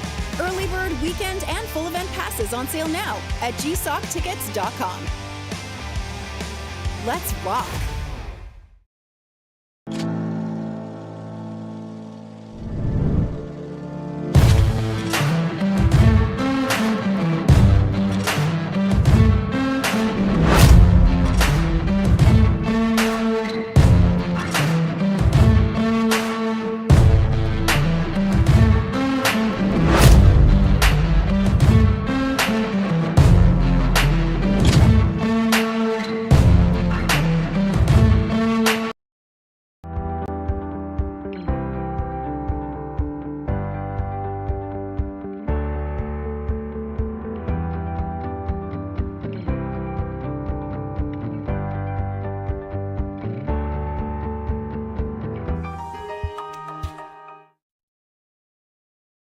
Draw and screen option. So we're back for end number 6 in Amsterdam with the benefit of hammer due to the steal in the last end for Rylan Kleiter. Big end here, number 6 to score. Whoever scores has a bit of control over what's going to happen the next 2 ends. So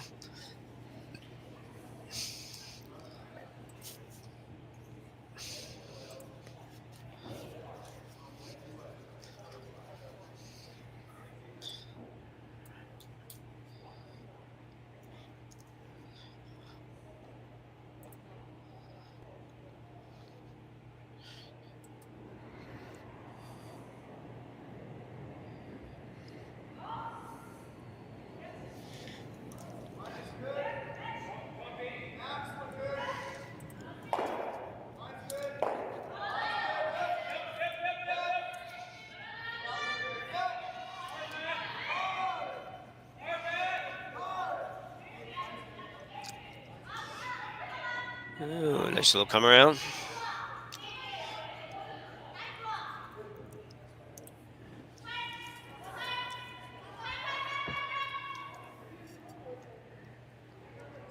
Looks like we're going to start this 6th end with the box set up. Yep. Haven't seen that as much this weekend as we usually do. Well, I haven't anyway. No.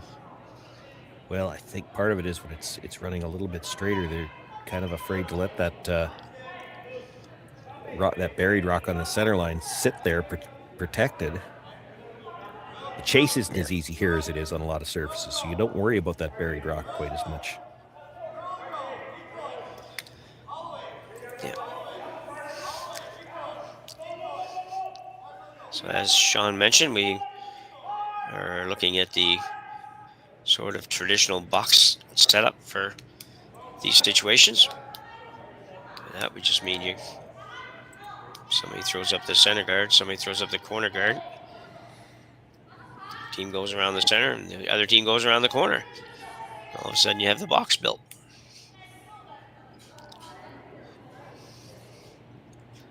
Josh battered now.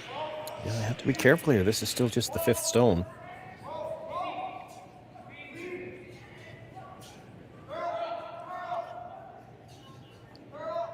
Ooh, this has got to go. This has got to go. Get a piece. Get a piece. He will. Will he get enough? Ooh, it looks like he did.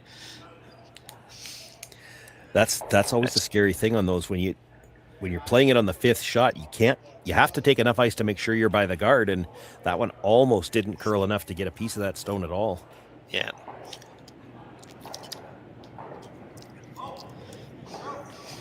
Didn't expend any energy on the rocks in that shot. It was almost air that moved that over. Good peel. Kleiter now. Put the guard back up. Yeah, critical not to get them too close together. There was no attempt made there to even try to run the double. As long as you keep this guard long enough, you have to expect they'll just keep peeling the guards then. They didn't try the double there. Yeah, I would think you'll probably do that for a few shots anyway, and then you might get to a point where you say, okay, well, let's split this up a little bit and try to force. But like you said, if you put one in a little too deep and they can make the double, then you are in some trouble.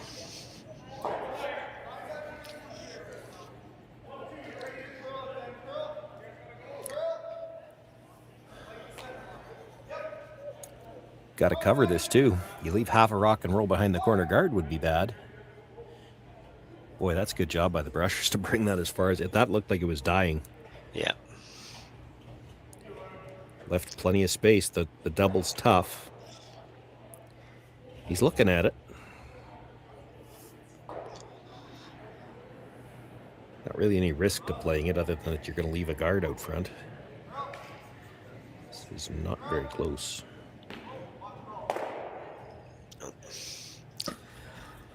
No.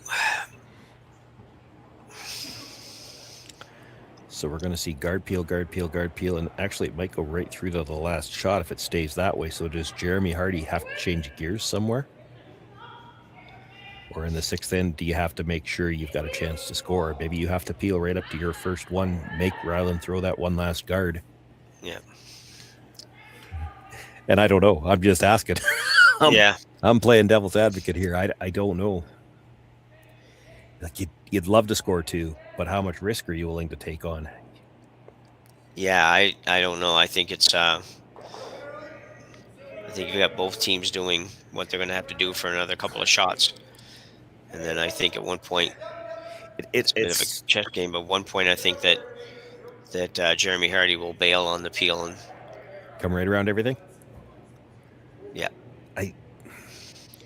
on ice like what we see a lot of times where it curls 5 feet, I think for sure he would. Well, that might change things here because now he can get at that shot stone. Although, if he gets at the shot stone, he's got to hold the shooter. Yeah. Because that's a better guard. It's higher, but it's guarding the center line. You sure don't want to roll out and give them a chance to make a better one.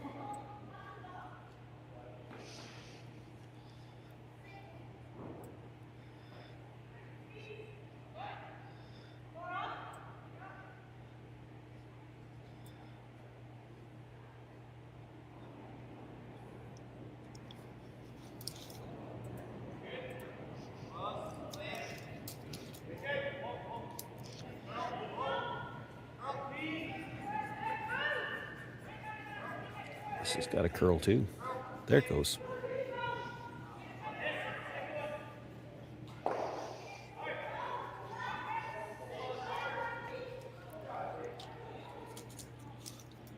Just enough weight to get it through the back. They certainly didn't overthrow it. No. Might have liked to roll farther away from the guard.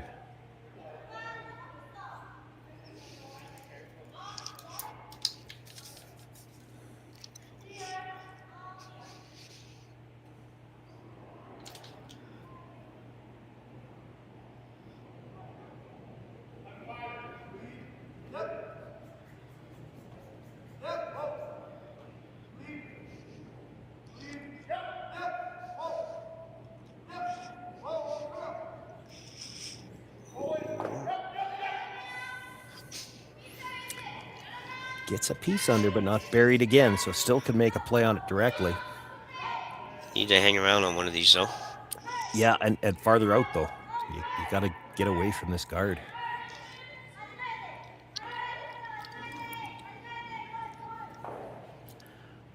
Unless they're trying to get to the nose. That's an aggressive play. Yeah, very aggressive.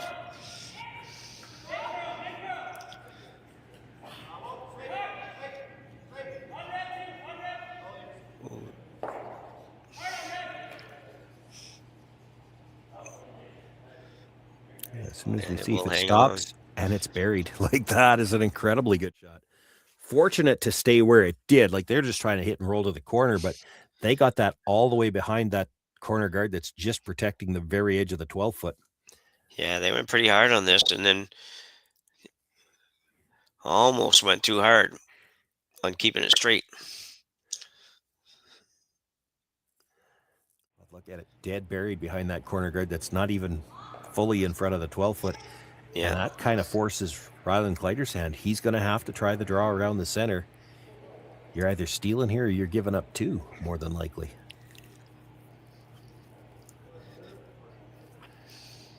And that guard's a little bit high to try to steal with.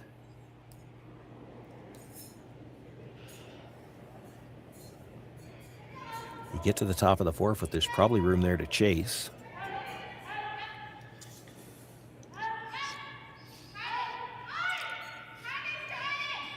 If you stay full 12-foot,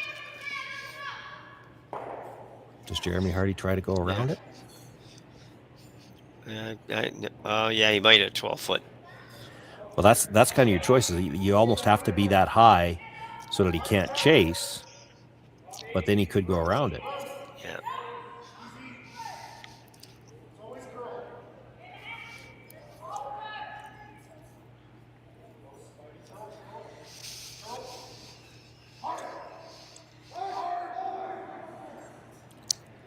Seem to dig in quick. Yeah. Well, that's high enough that the chase is tough, although I don't think he got dead buried. No, not looking at the, well, no, he hasn't, but... Close, yeah. 3/4 under, probably. Maybe a little more than 3/4 under. Jeremy Hardy now will try to throw a very lightweight hit, pick that red out. And in a perfect world for him, he might roll right over beside the other yellow one. Roll frozen to his zone and sit two? Yeah. Boy, you're greedy.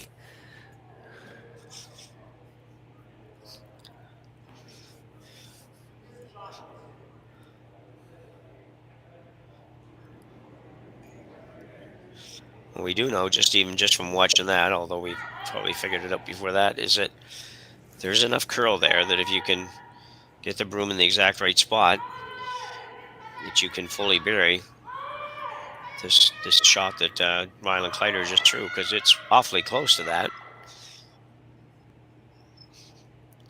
And came by the guard fairly comfortably.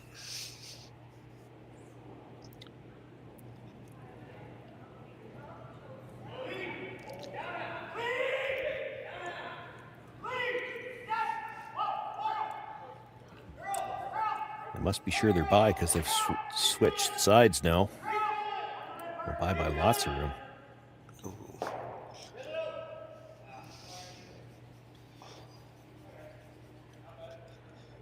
Hits it but doesn't get it out. He left it buried around the other corner. So now for the I've lost count, Jim. How many momentum swings have we had in this game? This is going from a possible deuce to a good chance for a force, and you could actually go after the steal now.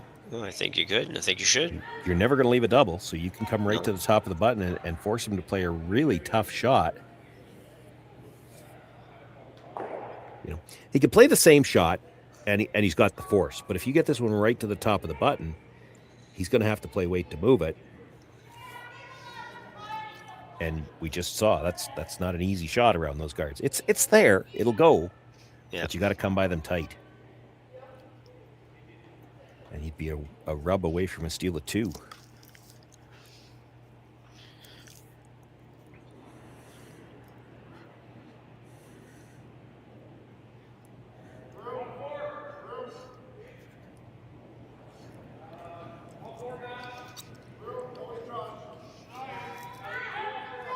This looks like it's got a lot of room. Starting to curl now.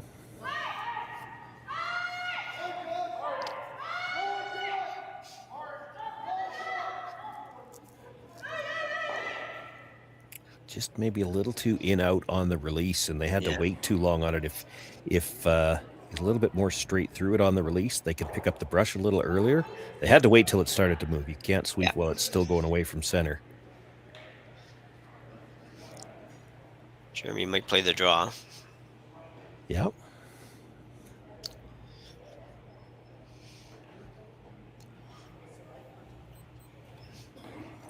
Well, and even this is not bad for Kleiter. He's got him throwing a draw on a side that he's thrown down it for a few minutes, and we've seen all weekend long the speed can change a little bit when you've left a side of the sheet for a few minutes.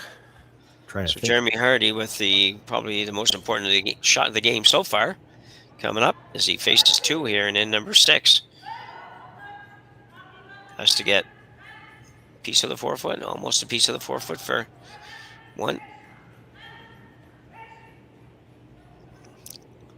As Sean said, we haven't really been over here, so it's going to be a bit of a guess.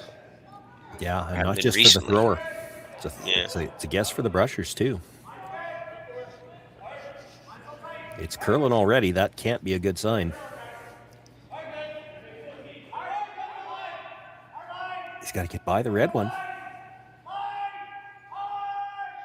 I think he's going to be okay. He's going to rub, but no, maybe not.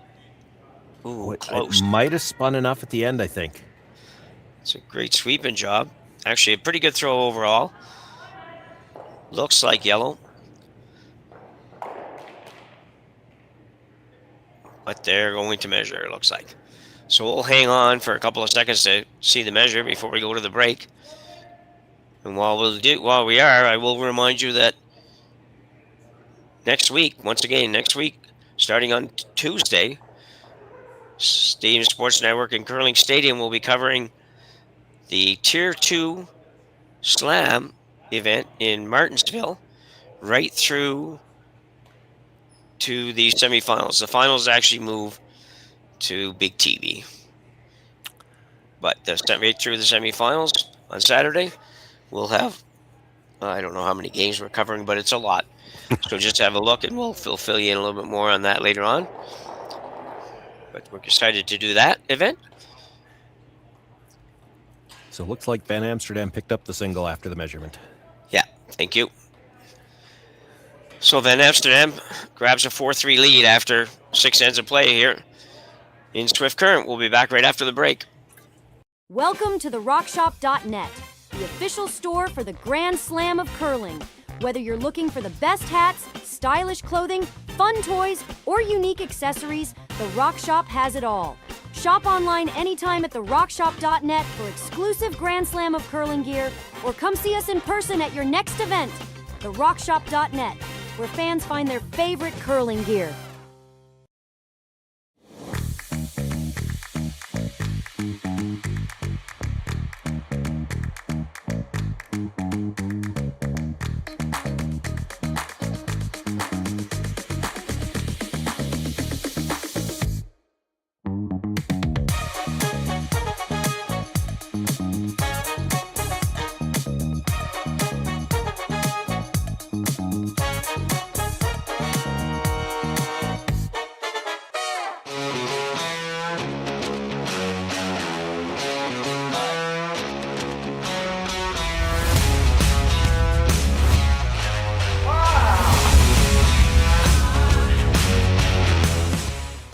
Developed over a decade in collaboration with the finest ice makers this side of the Atlantic, the Pebblehead PB5 is nothing short of a triumph of sophistication and craftsmanship.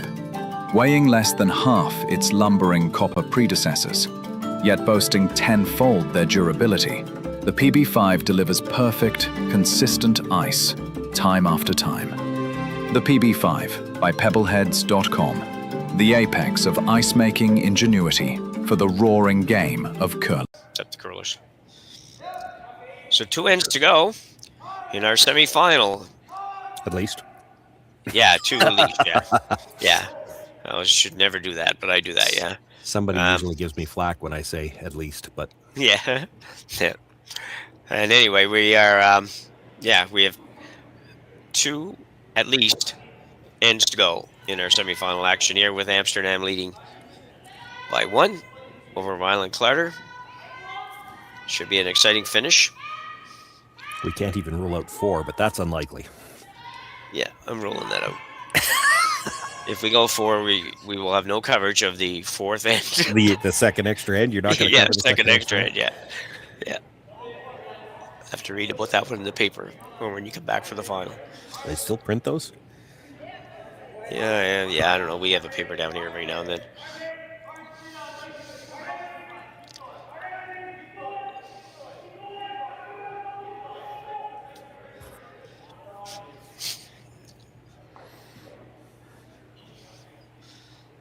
So Glenn Van Ans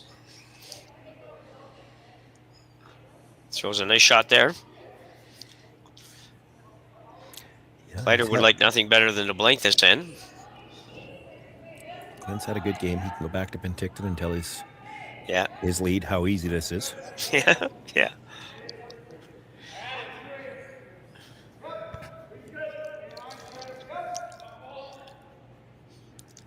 Kleiter trying to follow that down.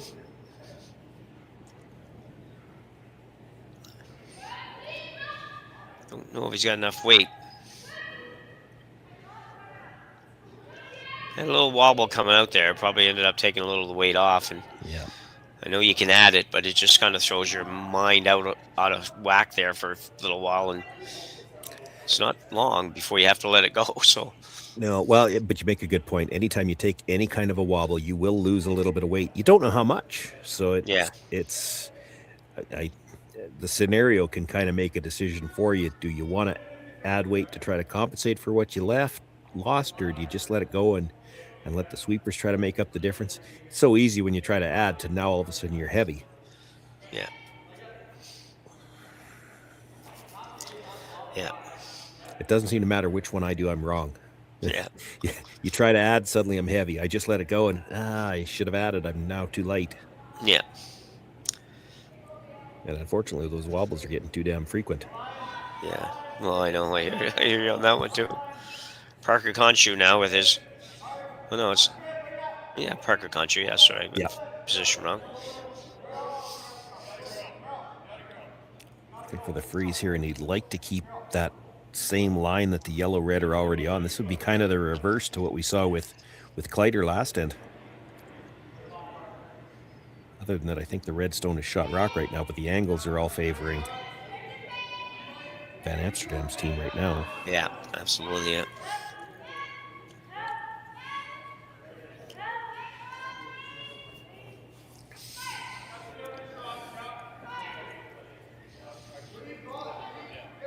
Five stones gone. It might be time to hit something. Yeah, I guess my mind is that he's would be thinking blank at this time, and not because of the setup, but just because that's what you'd like to see. In which case, you might as well get started it. Setup doesn't hurt. Yeah. And it is set up to go yellow across the top of the red, have it come back and take the yellow on the top of the forefoot. Like it's the angles are pretty good for the run right now.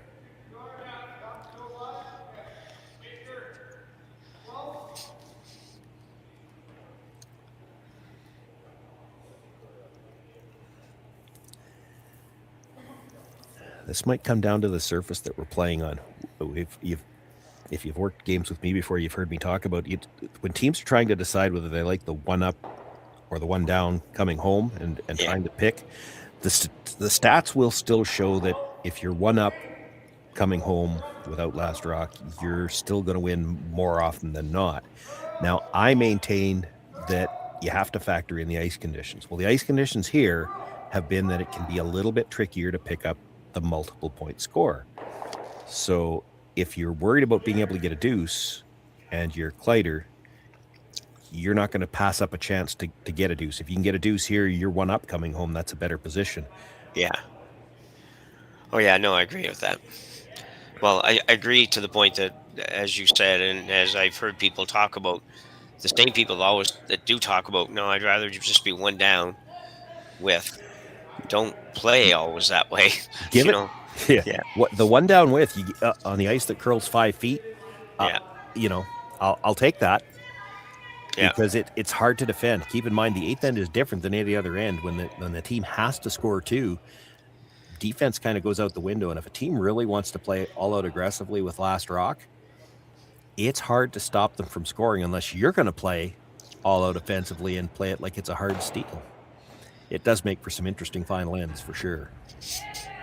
Okay, we got the equivalent of the team timeout happening. Yeah.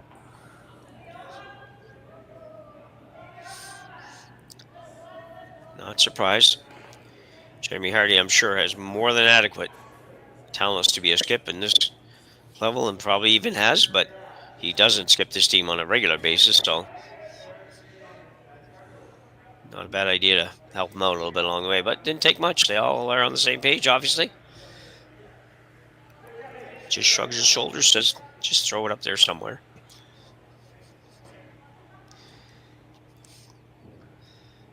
Yeah, you have to think the run on the guard is happening soon. Yeah, like next shot. I'm thinking. You bring a third one in, it could just make it easier to make contact when he plays the yellow over the top of the red. You play a guard, you might line up the triple run back. So pick your poison. Yeah, they're hoping this stops because if it gets too close together, they're just going to line it up.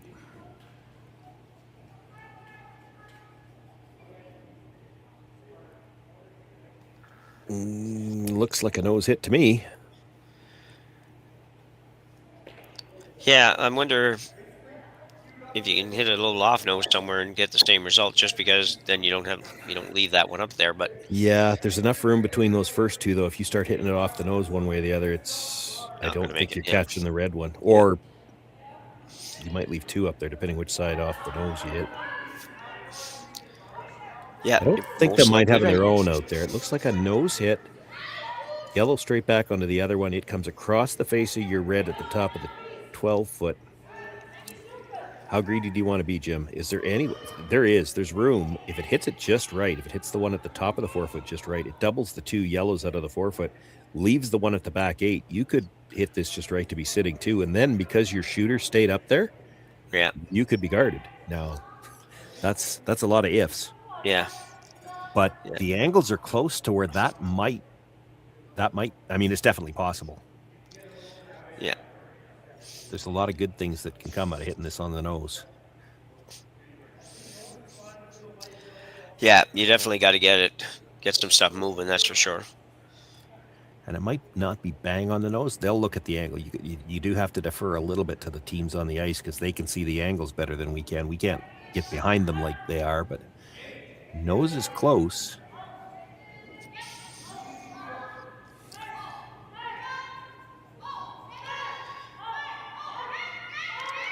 And when you got to hit this, like you say, on the nose or close enough to the nose that you move at least 2 or 3 of these rocks. Yeah.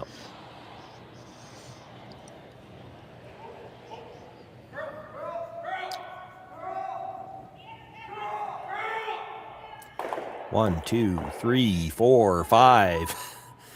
Made contact with 5 and left the 2 reds in the rings. Wow. Have another look at this because that's pretty amazing. I don't know if that's exactly what you were describing, Sean, but it was close. I was thinking if you hit it right, that red might have come back and dead stuffed, but we'll take a look at it as it's coming in. So you get the first one. If that yellow comes across just a little bit less, it came a little bit too thin on the red, drove it, actually sliced it over the top of that yellow. But if it hits that red just a little bit thicker and stuffs it into that yellow at the top of the forefoot, you could have left everything buried. The guards are still in the center line. Well, I'll tell you, that was looking very much like Kleiter was going to have a hard time scoring here, and maybe even not giving up 2. And now, well, before that shot, he was actually sitting 2. So it has been an odd game, as you mentioned. We call this one the momentum memory. Yeah, it's game of the RBC Dominions. How many times within an end have we gone back and forth to, oh, this looks like a steal. Oh, it looks like 2. Oh, it looks like a steal or a force. Oh, it looks like 2. Like, just huge momentum swings. Sometimes from some excellent shots made, like what we saw 2 shots ago. On a couple of occasions, there's been some bad breaks. Yeah.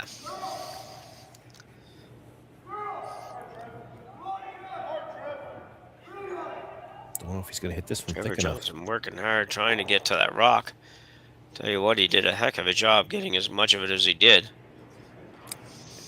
And we're back to looking at a possible force, I think. Never any doubt.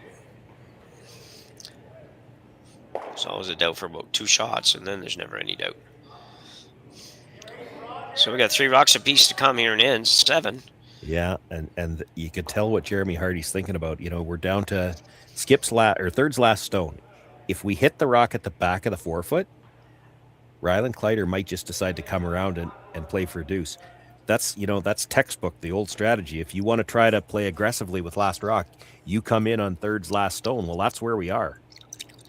So he's decided to come around and get there first. He's going to ignore that stone at the back of the forefoot. Try to get something buried at the top of the button.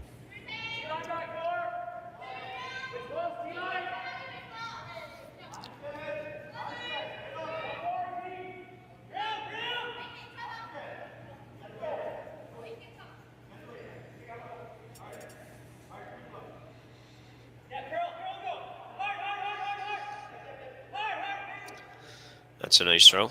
Yeah, that's a very nice throw. He's got shot rock and dead buried.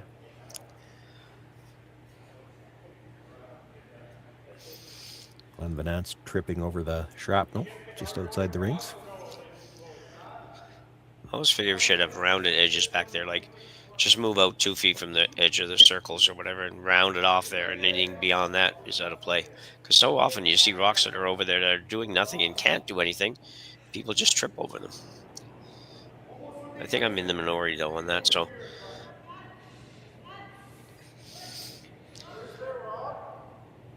So Kleiter now forced with what to do here. Yeah, that stone high enough up in the forefoot, it's hard to do much with it with a chase. You chase it from the out-turn side, all you're going to do is push it onto the red at the back. You chase it from the in-turn side, I don't think you can get to it. Tough part is he can't just run out and peel the guards because he's going to find himself with no chance to. Yeah, he's going to get forced if he does that. Yeah. Looks like he thinks he can come down and at least tap this. He thinks he can. I'm not so sure. I don't think Matt Hall's convinced either. No.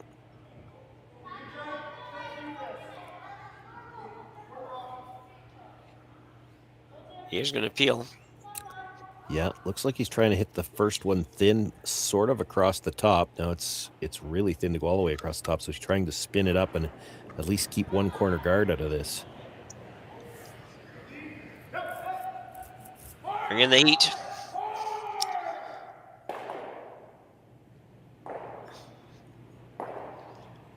Well, he took out a lot of rocks.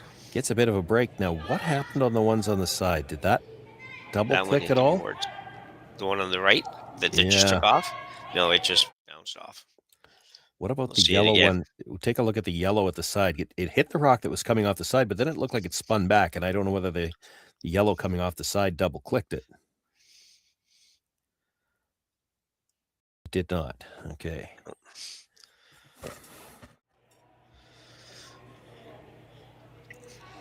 So Rylan Kleiter's probably going to be forced to win here. Well, you got to be careful here for Jeremy Hardy because he's got a pocket over there he could freeze into. He does, yeah. You roll this too far, And if you nose hit it, he could play the hit and roll over to that pocket. Yeah, I think just roll. If you can roll probably, I don't know, 1.5 feet, maybe 2 feet max to the left. 2 feet might be too much.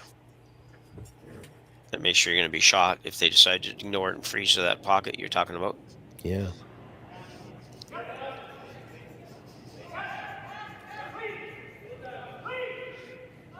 Jason Ginter. No, Parker Conchu will go hard, trying to get it to stay. It's going to hit and flop. That's too far. You think? Yeah. Yeah, it would be just a little bit, yeah. Because they'd sit here and be shot. I thought at first they were okay. Needed to just be full 8 foot. Yeah, anyway. Yeah. Yeah, and an extra inch for safekeeping would have been okay. Yeah. Yeah. Yeah, because Rylan doesn't have to be all the way to this. Like, he can be full 8 foot kind of in between the two of them, and any kind of jam, if you leave the jam, you know, if he's a foot in front of those rocks and you leave and you jam it, the crosshouse double might be there with where your shooter ends up.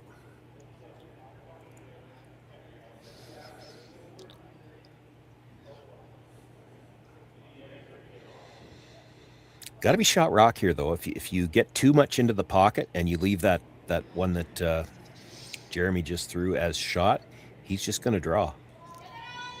Yeah. And I think if you're right into the pocket frozen, I think the yellow on the other side is shot rock.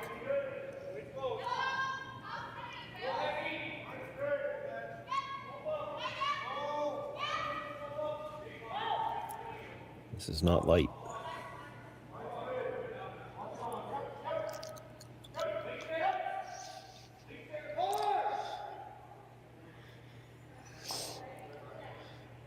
And it's not shot rock, I don't think. Either, no.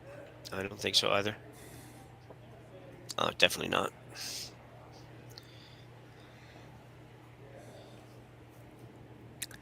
Still likely, if you're Jeremy, if you're drawing down to that side, you probably have to come all the way down to it, because if you're a foot in front of it even, he's got the crosshouse double and he clips the red, it's not going anywhere.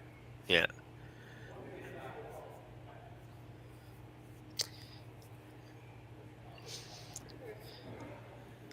I think this is just however way people like to say it. Kind of like a make sure you're there, draw kind of deal. Yeah. A little tap is not going to hurt you.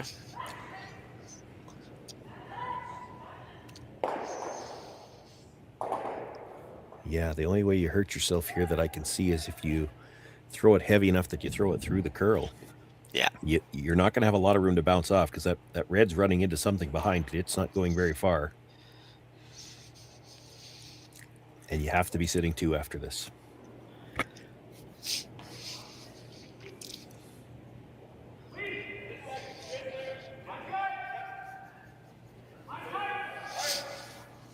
Guys are working pretty hard on this. He's obviously not heavy. Well, you can't Taking cross it. That grabbed. No. Well, the only blessing on that is that it will end up with Kleiter getting 2, and you'll be down 1 width, which is not horrible. That had been a little bit worse. Have a look and see what happens here. Yeah, see if we can see where it happened. It's right there. It started to move, and I don't know whether they left a scratch or not, because they knew right away it was gone. Yeah. Must have been, because it didn't watch on just the rock. I just tried to watch the rock itself there, and it didn't really look like it did anything really odd. This is taking a long time to decide you got to hit this rock. I mean, if it's close at all, you got to hit it. Yeah. They seem to think the red might maybe be red shot. Yeah. Man, I'm sure not thinking that. Don't. And again, like I said, if you've got to look at it 3 times, nose hit that rock. If you throw the draw and lose the measure, yeah, that's...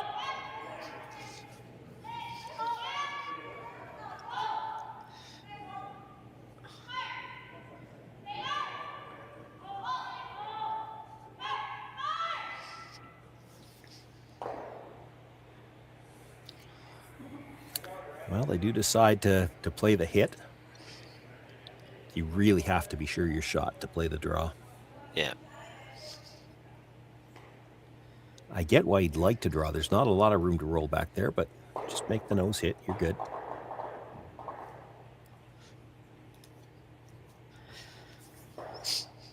Yeah, I get it too. I mean, it's just, I should just be able to go ahead and throw a draw and be done with it, but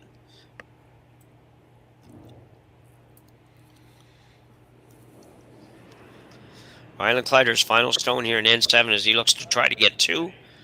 Take a 1-point lead to the 8th and potentially final end. That's a lot Our more weight than I thought match. he'd be throwing. I think he's okay, though. Yeah. Very nicely done. We're done 7 ends here at the RBC Dominion Securities Western Showdown in this match between Rylan Kleiter and Evan Van Amsterdam, even though he's not here, and Kleiter leads by 1 as we go to the break. Hey Mark, you ready for this game tonight? Yeah, I'm excited, man. Cupsy, what are you doing over there? Don't worry, boys. Was just on AztecSafety.com, took a fire extinguisher safety course. Paul, I'm putting out the fires from now on. Woo!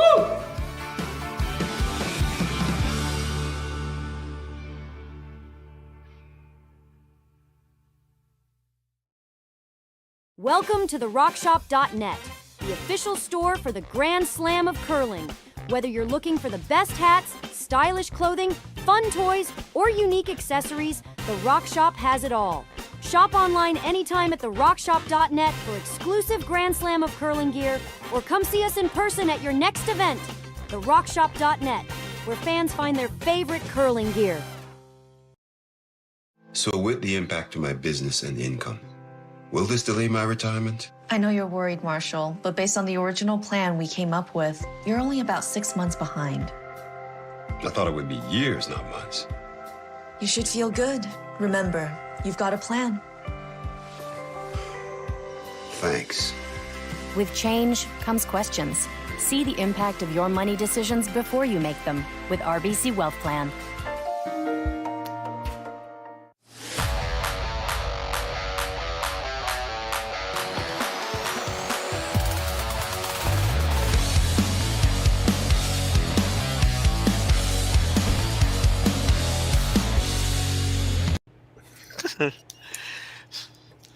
So here we go. 8th end action. From Swift Current, Saskatchewan. Home of the Swift Current Curling Club. 6 sheets of curling ice in a really nice facility. Apparently there's also the arena here where the junior team plays. Yeah, the Broncos play on the other side. The Broncos, yeah. Is that league, would that be equivalent to like the OHL, or would that be more like the junior A league like ours? It's just a notch below that. I have to keep them all straight. I think the Swift Current Broncos are WHL, yes. So that would be okay. The equivalent. We've also got SJHL, and that's the Humboldt Broncos. Oh, yeah, right. If I can remember them, if I can keep them straight, which is which. I think that's the... Okay. Well, anyways, sounds like a lovely facility. Yeah, it is. Not that old. I'm trying to think of when it was built. I can remember still playing out of the old arena. So I want to say it's around... Maybe around 2003, maybe? I'm guessing. I'm guessing a little bit.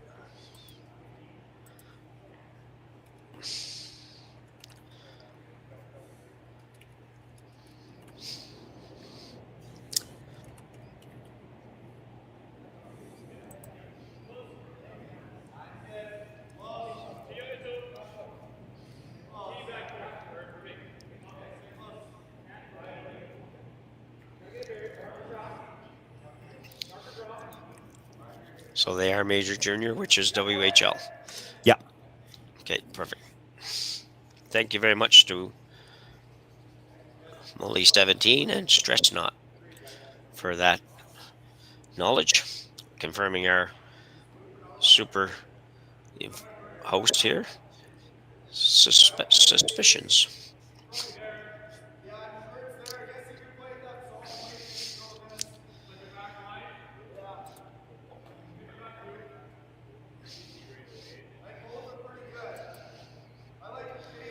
What do you think about how to play this end? Sean, would you just ignore that yellow rock and just come right around the reds? Or even throw another guard up? Anything it's a fair question. I think the ice conditions here are changing the way teams are playing this end. It's because the come arounds aren't quite as easy. And this is kind of an either or. Like, he'll be okay if they just rub the guard on the way by and at least open that one up. If they're not throwing this hard at all, he shouldn't kill it. This is still a 5th stone, so he can't take the chance of killing the guard. Yeah. Well, accomplish what they wanted to accomplish. Yeah.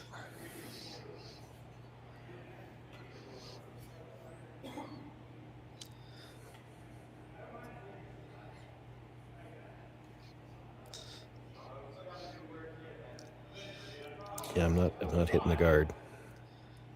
I didn't mind his first call. Come around the 2 on the center. Keep the play away from this corner for as long as you can, because you dead bury around the corner, and Kleiter's going to try to run it.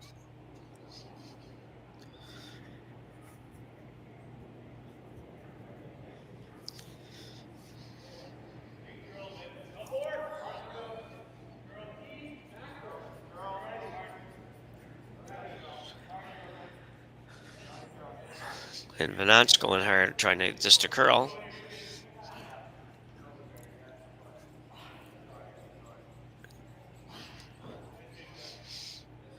I don't know, there's possible to get it over fair enough. They can't get it anyways.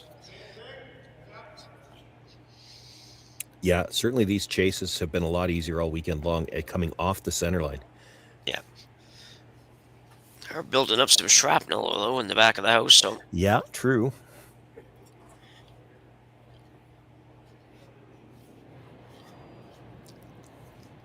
Hard to really try to throw enough weight to make that go away and roll out, though. Yeah.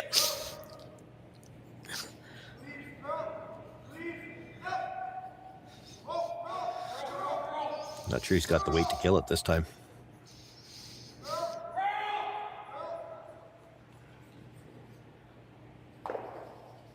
Yeah, enough.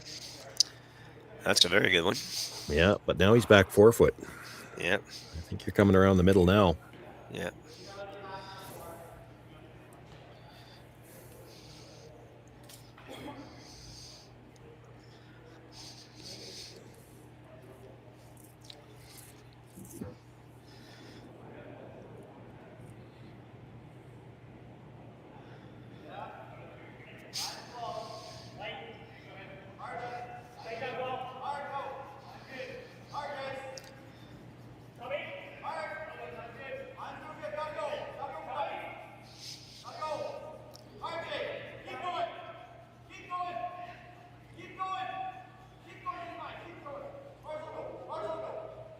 That is a really good draw. Yeah, shot.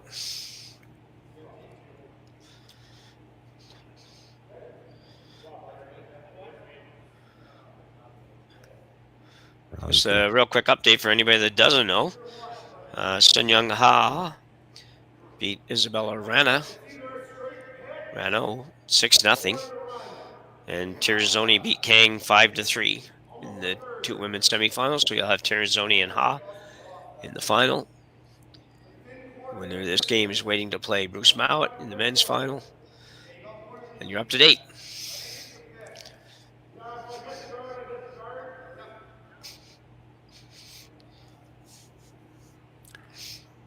They decided their best course of action is just to try to pick this clean. Even if they take that stone off the back of the 4 foot with it, they probably wouldn't mind that. Yeah. I don't think they can see enough of it to dead jam, so you play the pick, and if they happen to catch that stone, they don't really like it where it is anyway.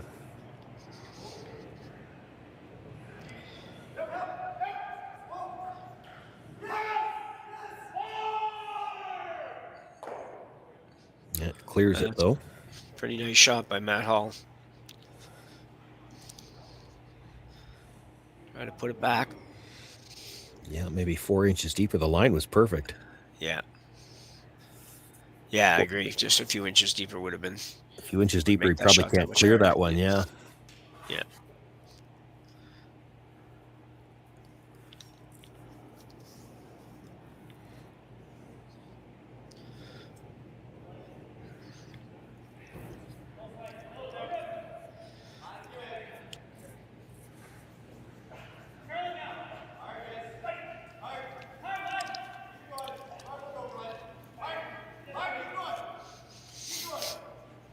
Got to go to get by the red at the top of the 8-foot. This might be light. Get by there. Yeah.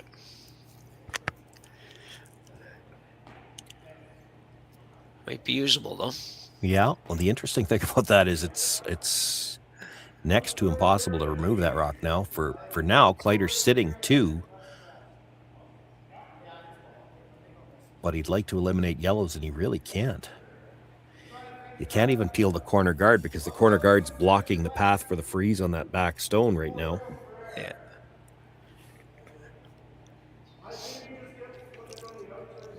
I think getting there on that outturn is... Well, I guess you could get there with a hit. I don't know. Yeah. Yeah, you could with a hit for sure.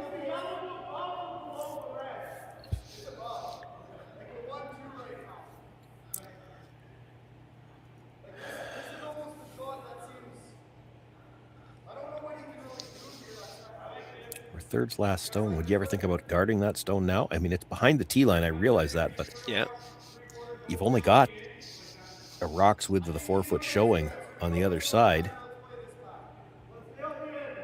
They're wondering about coming in this side. That, again, with the reverse stagger, and granted, that side doesn't curl as much, it still looks really tough. Yeah, I'm having a hard time thinking that they can get to that, do any damage on the outturn side. So I'm not surprised seeing this one. I think if they go this way. Oh, I think they could play the port, play the hit and roll behind the corner on the outturn side. That's why I'd be wondering about guarding it here. Well, if that's as easy as that, or that's not easy, but you know what I mean, then yeah, I wouldn't be against guarding it, because I mean, if he does come around and make it perfect, you've only got 1 or 2 shots, so you have to look after. You're going to go to an extra end, but and he's got the yellow-red angle at the top. If he gets rid of that stone at the back of the 4-foot. So you've committed to try to get something to the top of the house behind cover here, and this is a long ways out. And a lot of weight. Yeah, it's not good at all.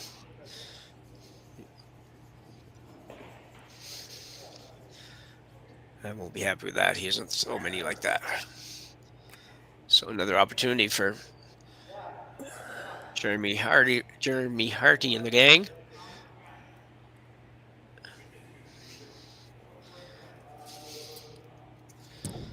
I'd be tempted to make a play on the shot at the top, get rid of the overlap. Like, you hit what you can see, and you don't have to whip it.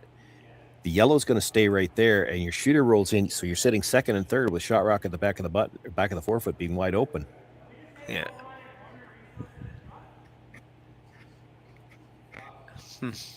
You could even play the back one right now, to be honest. Yeah. Because you could see enough of that yellow one to chip it onto the red anytime you want to play it. I'm thinking play it now. Yeah. You play it with, hack weight, hit what you can see, roll the shooter in to sit second and third, and shot rock at the back of the 4-foot's wide open. Or you make the play at the back one now. That's not bad either. That's not bad either. You can't see as much of that, and this turn doesn't curl quite as much, but it's probably still there to come directly at that red at the top of the 8. Yeah. Anywhere where you're sitting second and third with shot rock being open at the back of the 8-foot, I mean, think about it. What end would you be really worried about that? You feel like that's a pretty good spot most of the time. Yeah. They're going to go direct at shot rock here. Yeah, Jason Ginter. Looks like a nice weight choice for here. Maybe even a little bit light. Yeah, I don't think this is getting by the front one. No, I think you're right. And he doesn't have the weight. He's just going to punch it in. Oh, that's not good. I might take that side away, which is... Well, and he had a good angle on those two, and now he doesn't. Yeah. Yeah, that's not good. That was just really light. Yeah. Yeah, I thought out of his hand he had a nice looking weight, but just that was only. I wasn't thinking that. I was thinking like boardish kind of weight. Yeah, it's like he was throwing the freeze, and I don't think that's what the call was. Certainly wouldn't have been what I'd have been calling there. Yeah. Kleiter's sitting 2 right now. His first thought was to hit the yellow that was just thrown and try to roll to the top of the forefoot, which, good shot. He doesn't have to play that. He could just straight draw to get there. Yeah. Although I still don't mind that, because if you draw there, Jeremy still got it to come off of. That Yellowstone is half to 2/3 exposed. He could come off of it. So why don't you just make the shot and then he doesn't have it? Yeah, I think if you're going to hit this not yellow, that big. Yeah. Maybe you're going to hit the yellow. I think you got to roll further than just like a foot, like where Matthew Hall just kind of tapped there. Yeah, I think you're trying to roll dead buried. Yeah, because you may end up setting up a triple or something like that if you don't roll far enough. This is the rock you could steal with if you make the roll in, and then you don't have to worry about playing an extra end.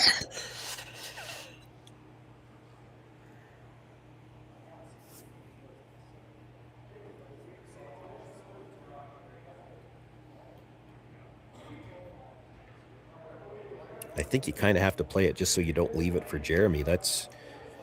You play anything else, and the in-off on the yellow might be Jeremy's only way into the forefoot. Yeah. So you can kind of do both. You can take away a shot that he's got and put a rock in a more dangerous position than that stone that's just biting the back of the forefoot. Yeah.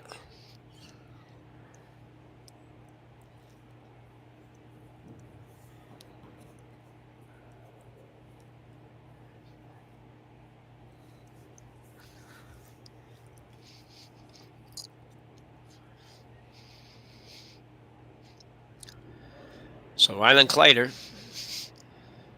is first here in the 8th, looking to make it really difficult for Jeremy or Hardy to score even, but certainly to score 2. A lot of work to do to score 2 right now. This could be perfect.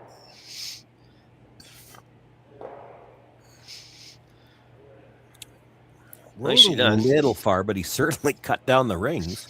Like, there's room for the draw now, but can you get 2 points in what's left of the...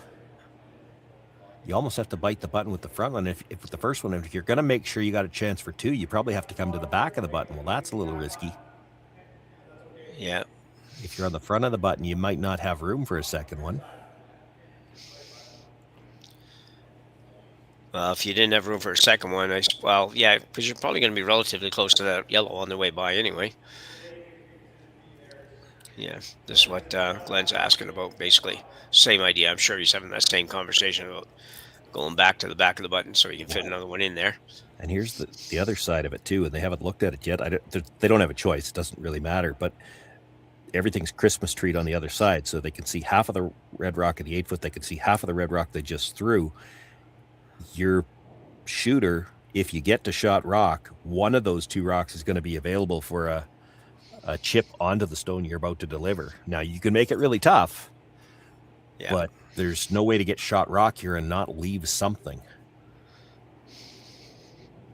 And you got to be shot rock. If you're not shot rock, he throws a guard.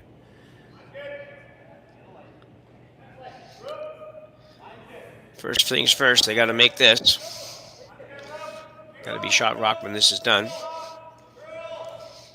I think he's pretty close, Sean. Got to bury a big piece of it. This has still got a lot of room. Maybe left it. Did they leave it? They did. And here comes the guard. I know you're waiting for some curl and stuff like that, but I think you got to get that one there first. Yeah, you do. It had to be shot rock, because if you're not shot, he throws the guard, and all you're going to have is some kind of, what do you say, 10, 12-foot angle tap for the tie. Yep.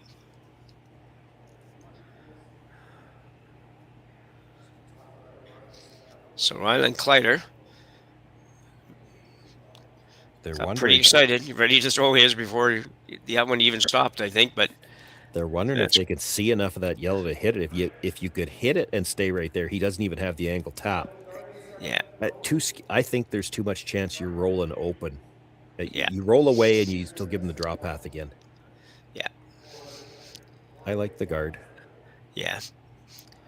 And the other thing, too, if you ever got it just out a little bit, you might end up running on that red and having him have a draw for two. That would be really bad. Yeah, maybe. Yeah. Matthew Hull's trying to talk him into it. I don't think he's going to win that one.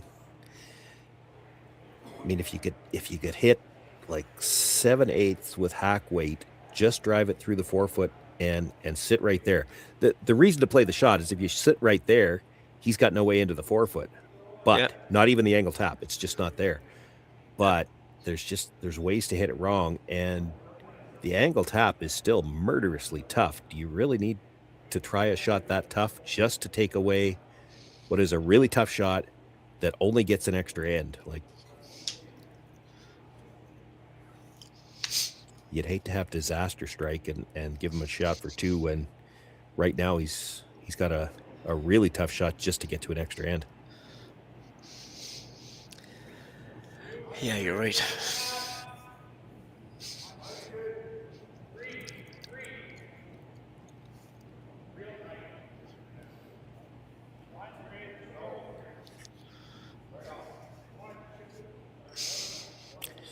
Needs this to stop, or he's going to make the red-yellow raise a little easier than the angle tap.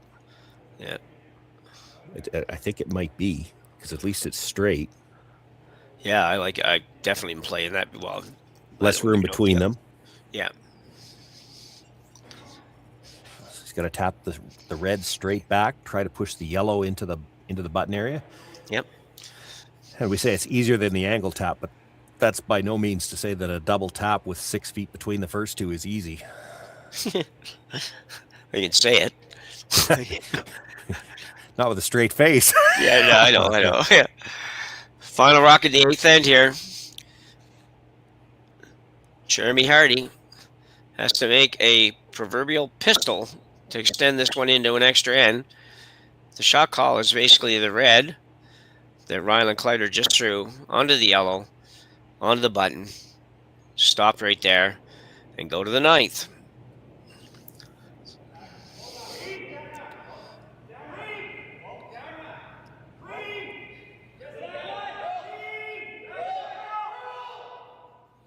Needs to curl. It's going to be close, I think. Onto the yellow and stop right there. Who said this game was hard? What a great shot by Jeremy Hardy. That's not even nearly as easy as you might think it was. It was just a terrific shot. I mean, to get everything right here. Yeah. Thought maybe they had lost it for a second, but just the way we would have drawn it up if we had a telestrator. Yeah. Yeah. It was almost worth drawing up on the screen, buying the new laptop like Schmel. Anyway, we will take a brief break here, and we will go to commercial and back for the extra end.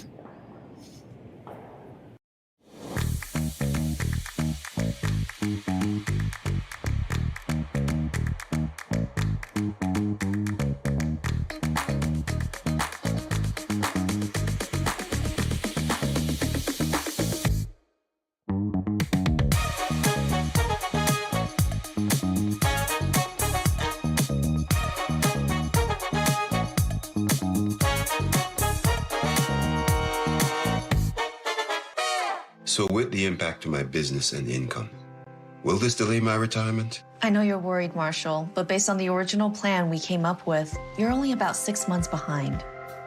I thought it would be years, not months. You should feel good. Remember, you've got a plan. Thanks. With change comes questions. See the impact of your money decisions before you make them with RBC Wealth Plan. They want the ice maker out there. So we're back. In the words of Mr. Dave Schmel, bonus curling happening here this afternoon or evening, whatever time it is, wherever you are. I guess it's getting close to evening everywhere, but After a great shot by Jeremy Hardy, he does find himself in the... You want to power off this device? No problem. Sorry about that. That's my watch deciding it should talk to me. Imagine. Anyway, yeah, just not lovely situation to try to steal an extra end, but it's a way better than not getting to play. So well done. Yeah, it got harder right away though. There's an opportunity for the tick as Glenn can't tell his lead how easy that shot was. He didn't get back to the center line, so the tick shot's available. Can't kill it, but he can move it.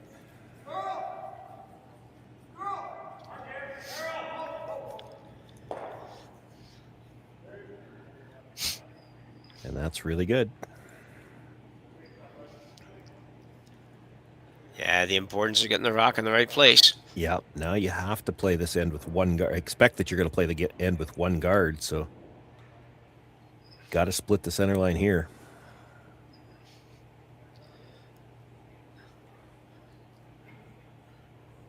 More proof for Glenn how hard these shots are at lead zone.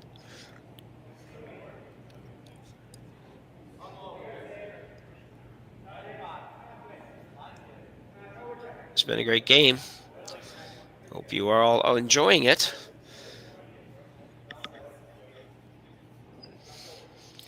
Probably like to get this nice and tight.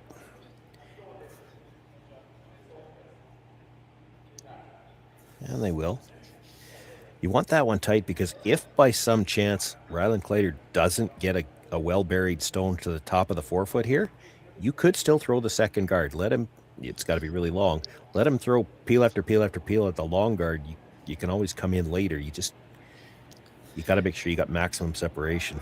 Yeah, I'm on board with that for sure. I'm not going in now for sure. It's just, unless that rock ended up in a horrible place or something. But I'm putting up the second guard this time anyways. I'll deal with this rock after. Yeah, I probably would regardless too, but there are some teams that will come around. Yep. That one's not in a good enough spot where you have to be panicked about it, I don't think.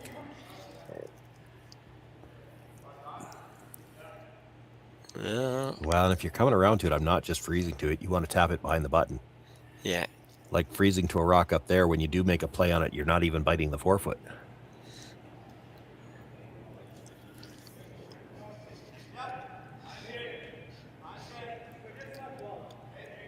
Parker Conchu here just trying to come around freeze on that red.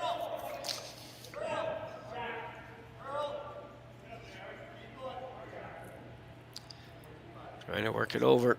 A little tap. Would have liked to move it a little farther, but that's all right. It's behind cover. Yeah. That was the fifth stone. Kleiter can start peeling now. He's trying to catch the one that was just thrown as well. Yeah, I really believe they needed to throw a guard on that. But anyway, they didn't. So let's see what happens.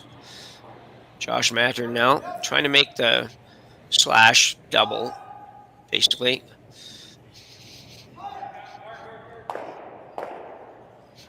Just like that. That's why I think you need to throw the other one. You'll see the shot. He's just trying to hit probably a half of the top yellow. Yeah.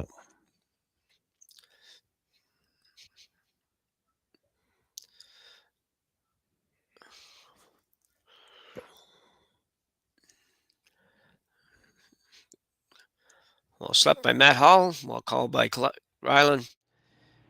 And Jeremy's got to wonder what to do to try to find a way to score here.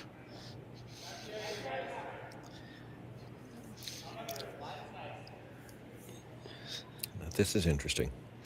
So instead of throwing the straight center guard, what he's doing here is throwing it far enough off the center line so that what he's hoping is half a rock on either side of this yellow, there's a chance that it jams on something.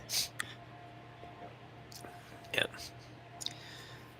We do see these teams nowadays, not even nowadays, for the last few years, that they don't just go up like we would have back 25, 30 years ago, or just throw the center one on the center line all day, and if somebody doesn't miss it, that's so be it. They will move it all over the place and feel like if I can even sit 2, both in the 8 foot, that's better than having them just peel it all off. There's a big miss. Wow. Guess that's why he put it there. Yep. I don't think he was expecting a complete miss, but he's going to take it. Yeah. So now, where do you put this next stone? I have no idea. I think you want to be farther. You definitely want to be buried, I think, but I think you want to be in deeper than what he's indicating. Yeah.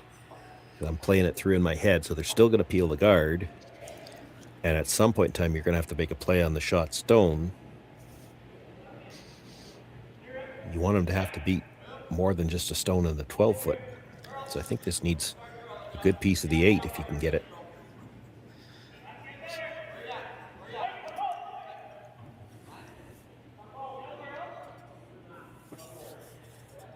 Well, it's going to have that. Sliver of the 4 foot would be great in my book. Yeah. So he's going to peel that guard. You're going to replace the guard. Let him peel the guard for the rest of the end. At some point in time, you have to make a play on shot stone. Yeah. And the closer that one is to the rings, I mean, if you just stay somewhere in the 4 foot, Rylan's going to have an open hit. You can't expect him to roll all the way out. You needed that rock in where there's, chance. Yeah. But he rolls too far.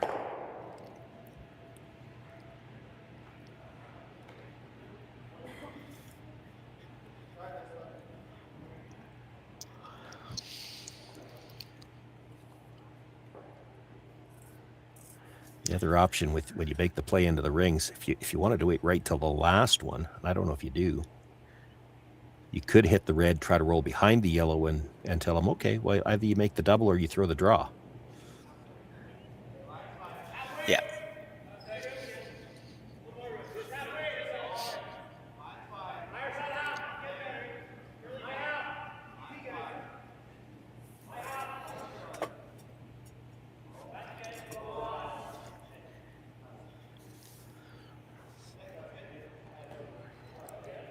So the guard goes up. Yep. And here comes the peel. And the question is going to be, do you guard that one more time? If you guard it one more time, I don't think Rylan can just peel the guard. I think he's got to come in somewhere. Yeah. Maybe you're okay with that. Like, you're not in a great spot right now.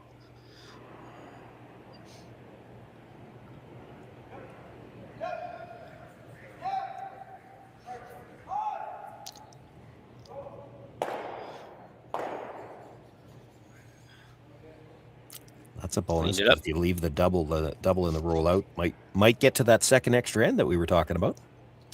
Yeah, that'd be great. It's not what you said during the commercial break. I know, but I'm already on days informing everybody on the thing that he and I called the only double extra end game. I don't know, whatever he said back last year from the 2 with Gushu and Dropkin, and it was so we hold a record. I don't need to hold it twice. It's in the realm of possibility now. Let's put it that way. Oh, I agree. Yeah. Hardy's it does look like he's gonna throw the guard. Now the question will be, does Rylan simply peel it? I think he will. Well, I'm not sure. What do you get by peeling it? Like, he's gonna hit and roll underneath that yellow. Yeah. And then if you're not prepared to play the double anyway, if you're gonna draw on your last one, maybe you're drawing now, but where? That's the other part of that question. Like, if you're trying to draw now, you're almost trying to draw someplace where you're going to have an open shot with your last one. So maybe draw to the 4 foot on the open side, make him play the double, and then you've got an open draw. He's looking at, well, he left angle. He might be able to make the double, actually. Yeah. That changes things for sure. And the guard, actually, maybe not the best place as far as removal both, is moved over a little bit. So it makes it a little bit more important probably that he at least move that. Yeah. Well, you make the double, you're not going to be facing 2 anyway. It's definitely there. Well, yeah. Yeah.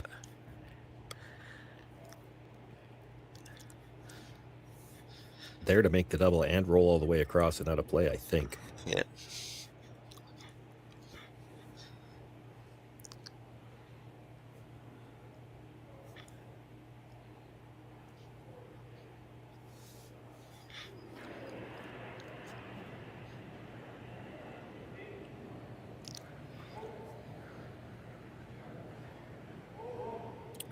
He's just getting the straight. No, he's got it. Yeah, they actually needed to sweep that. They lost that. Did that pick? They look surprised. I don't know. Maybe we can see that again. Thanks. See if that did anything at the end, because they never did call the sweep on. Take a look at this from the hog line in. Does it look like it takes any kind of a sudden move? Not really. No. They just missed the line call. Wow. So Kleiter's team might have made this final shot a little harder than they had to be. They might have made it a lot harder than it needs to be. I don't know why they just didn't play that as a straight peel. Just hit a third of a rock or whatever it is, just flies away, and you got nothing difficult. Why do you ever let it hit that much of that one? Anyway. So Jeremy Hardy now with an opportunity. Still a really, difficult situation. Has to come down, move this red one a little bit, and hopefully for him, he just gets a half a rock or 2/3 of a rock flop in behind the red. Or I guess you could bump this possibly, Sean, bump it just straight back. Yeah, as long as pretty much straight back, like but two you've got rocks. to tap it all the way through the forefoot, because you look at the front end of that red rock. Your yellow rock is never going to make it into the button, so the red rock has to clear the button. If you thought you could get a sliver across the face of this and kill the red rock, that'd be great. Even if you leave a quarter of your stone exposed, because then the rollout, you still win because of that other stone. Gotta get it by. Gotta get it by. Gotta get it by. Whoa, he did. Now they gotta get it out. Nope. Moved it far enough, but the jam would still leave the win for Rylan Kleiter, I think. I mean, the weight he's going to throw, he's not going to whip this down there. Probably moved it just a little too far. This still has to be made. I mean, it's still not a gimme. You got to throw quiet weight. You saw how close Jeremy came to the guard. Yeah, he did.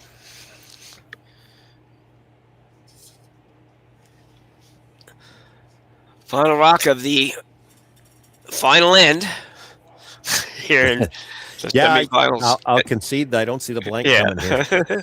Yeah. Semifinals of the RBC Dominion Securities Western Showdown. I have seen tied measures where they have to play another end. Not in an extra, though. Yeah. Yeah. Final rock for a chance to face Bruce Mowat in the finals. Just pretty lightweight. Trying to make it curl. Can't see where the other rock is, but he's going to be okay, I think. Maybe, maybe not. He's rolling. Will he? No, he will not. Big spin back. I'm not sure. Oh, maybe. Well, maybe now. I'm not sure why we cut the camera away. Connor. I think it's yellow. Looks like we're measuring. I thought it was yellow for sure, but then obviously the red one spun. I didn't see that. I did see the spin just as we tried to zoom in, I think, and missed the button. It's close. Oh, what did do you remember when I said a tie on the measurement? It's a blank end, and they got to play another one. Yeah.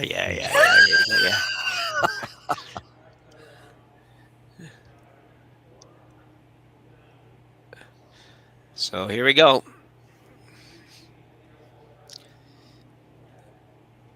Can't quite see it, but well, I could see it, but I'm guessing there's going to be legs in the way on this side. Ooh. Oh.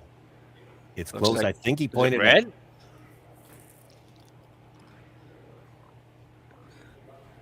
Well, nobody's touched anything yet. Pretty sure, yep.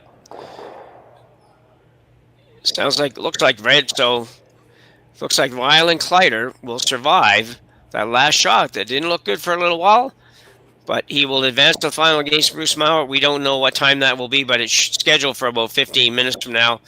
Guessing it'll be probably maybe a half an hour or something. But while we're talking about that, we are now going to send you over to the semifinals in the mixed doubles of the Super Series in a game featuring Laura Walker and Kirk Myers. against Colton Lott and Katarina Lott. Thanks for watching. We'll see you again when the finals are on. Enjoy the day.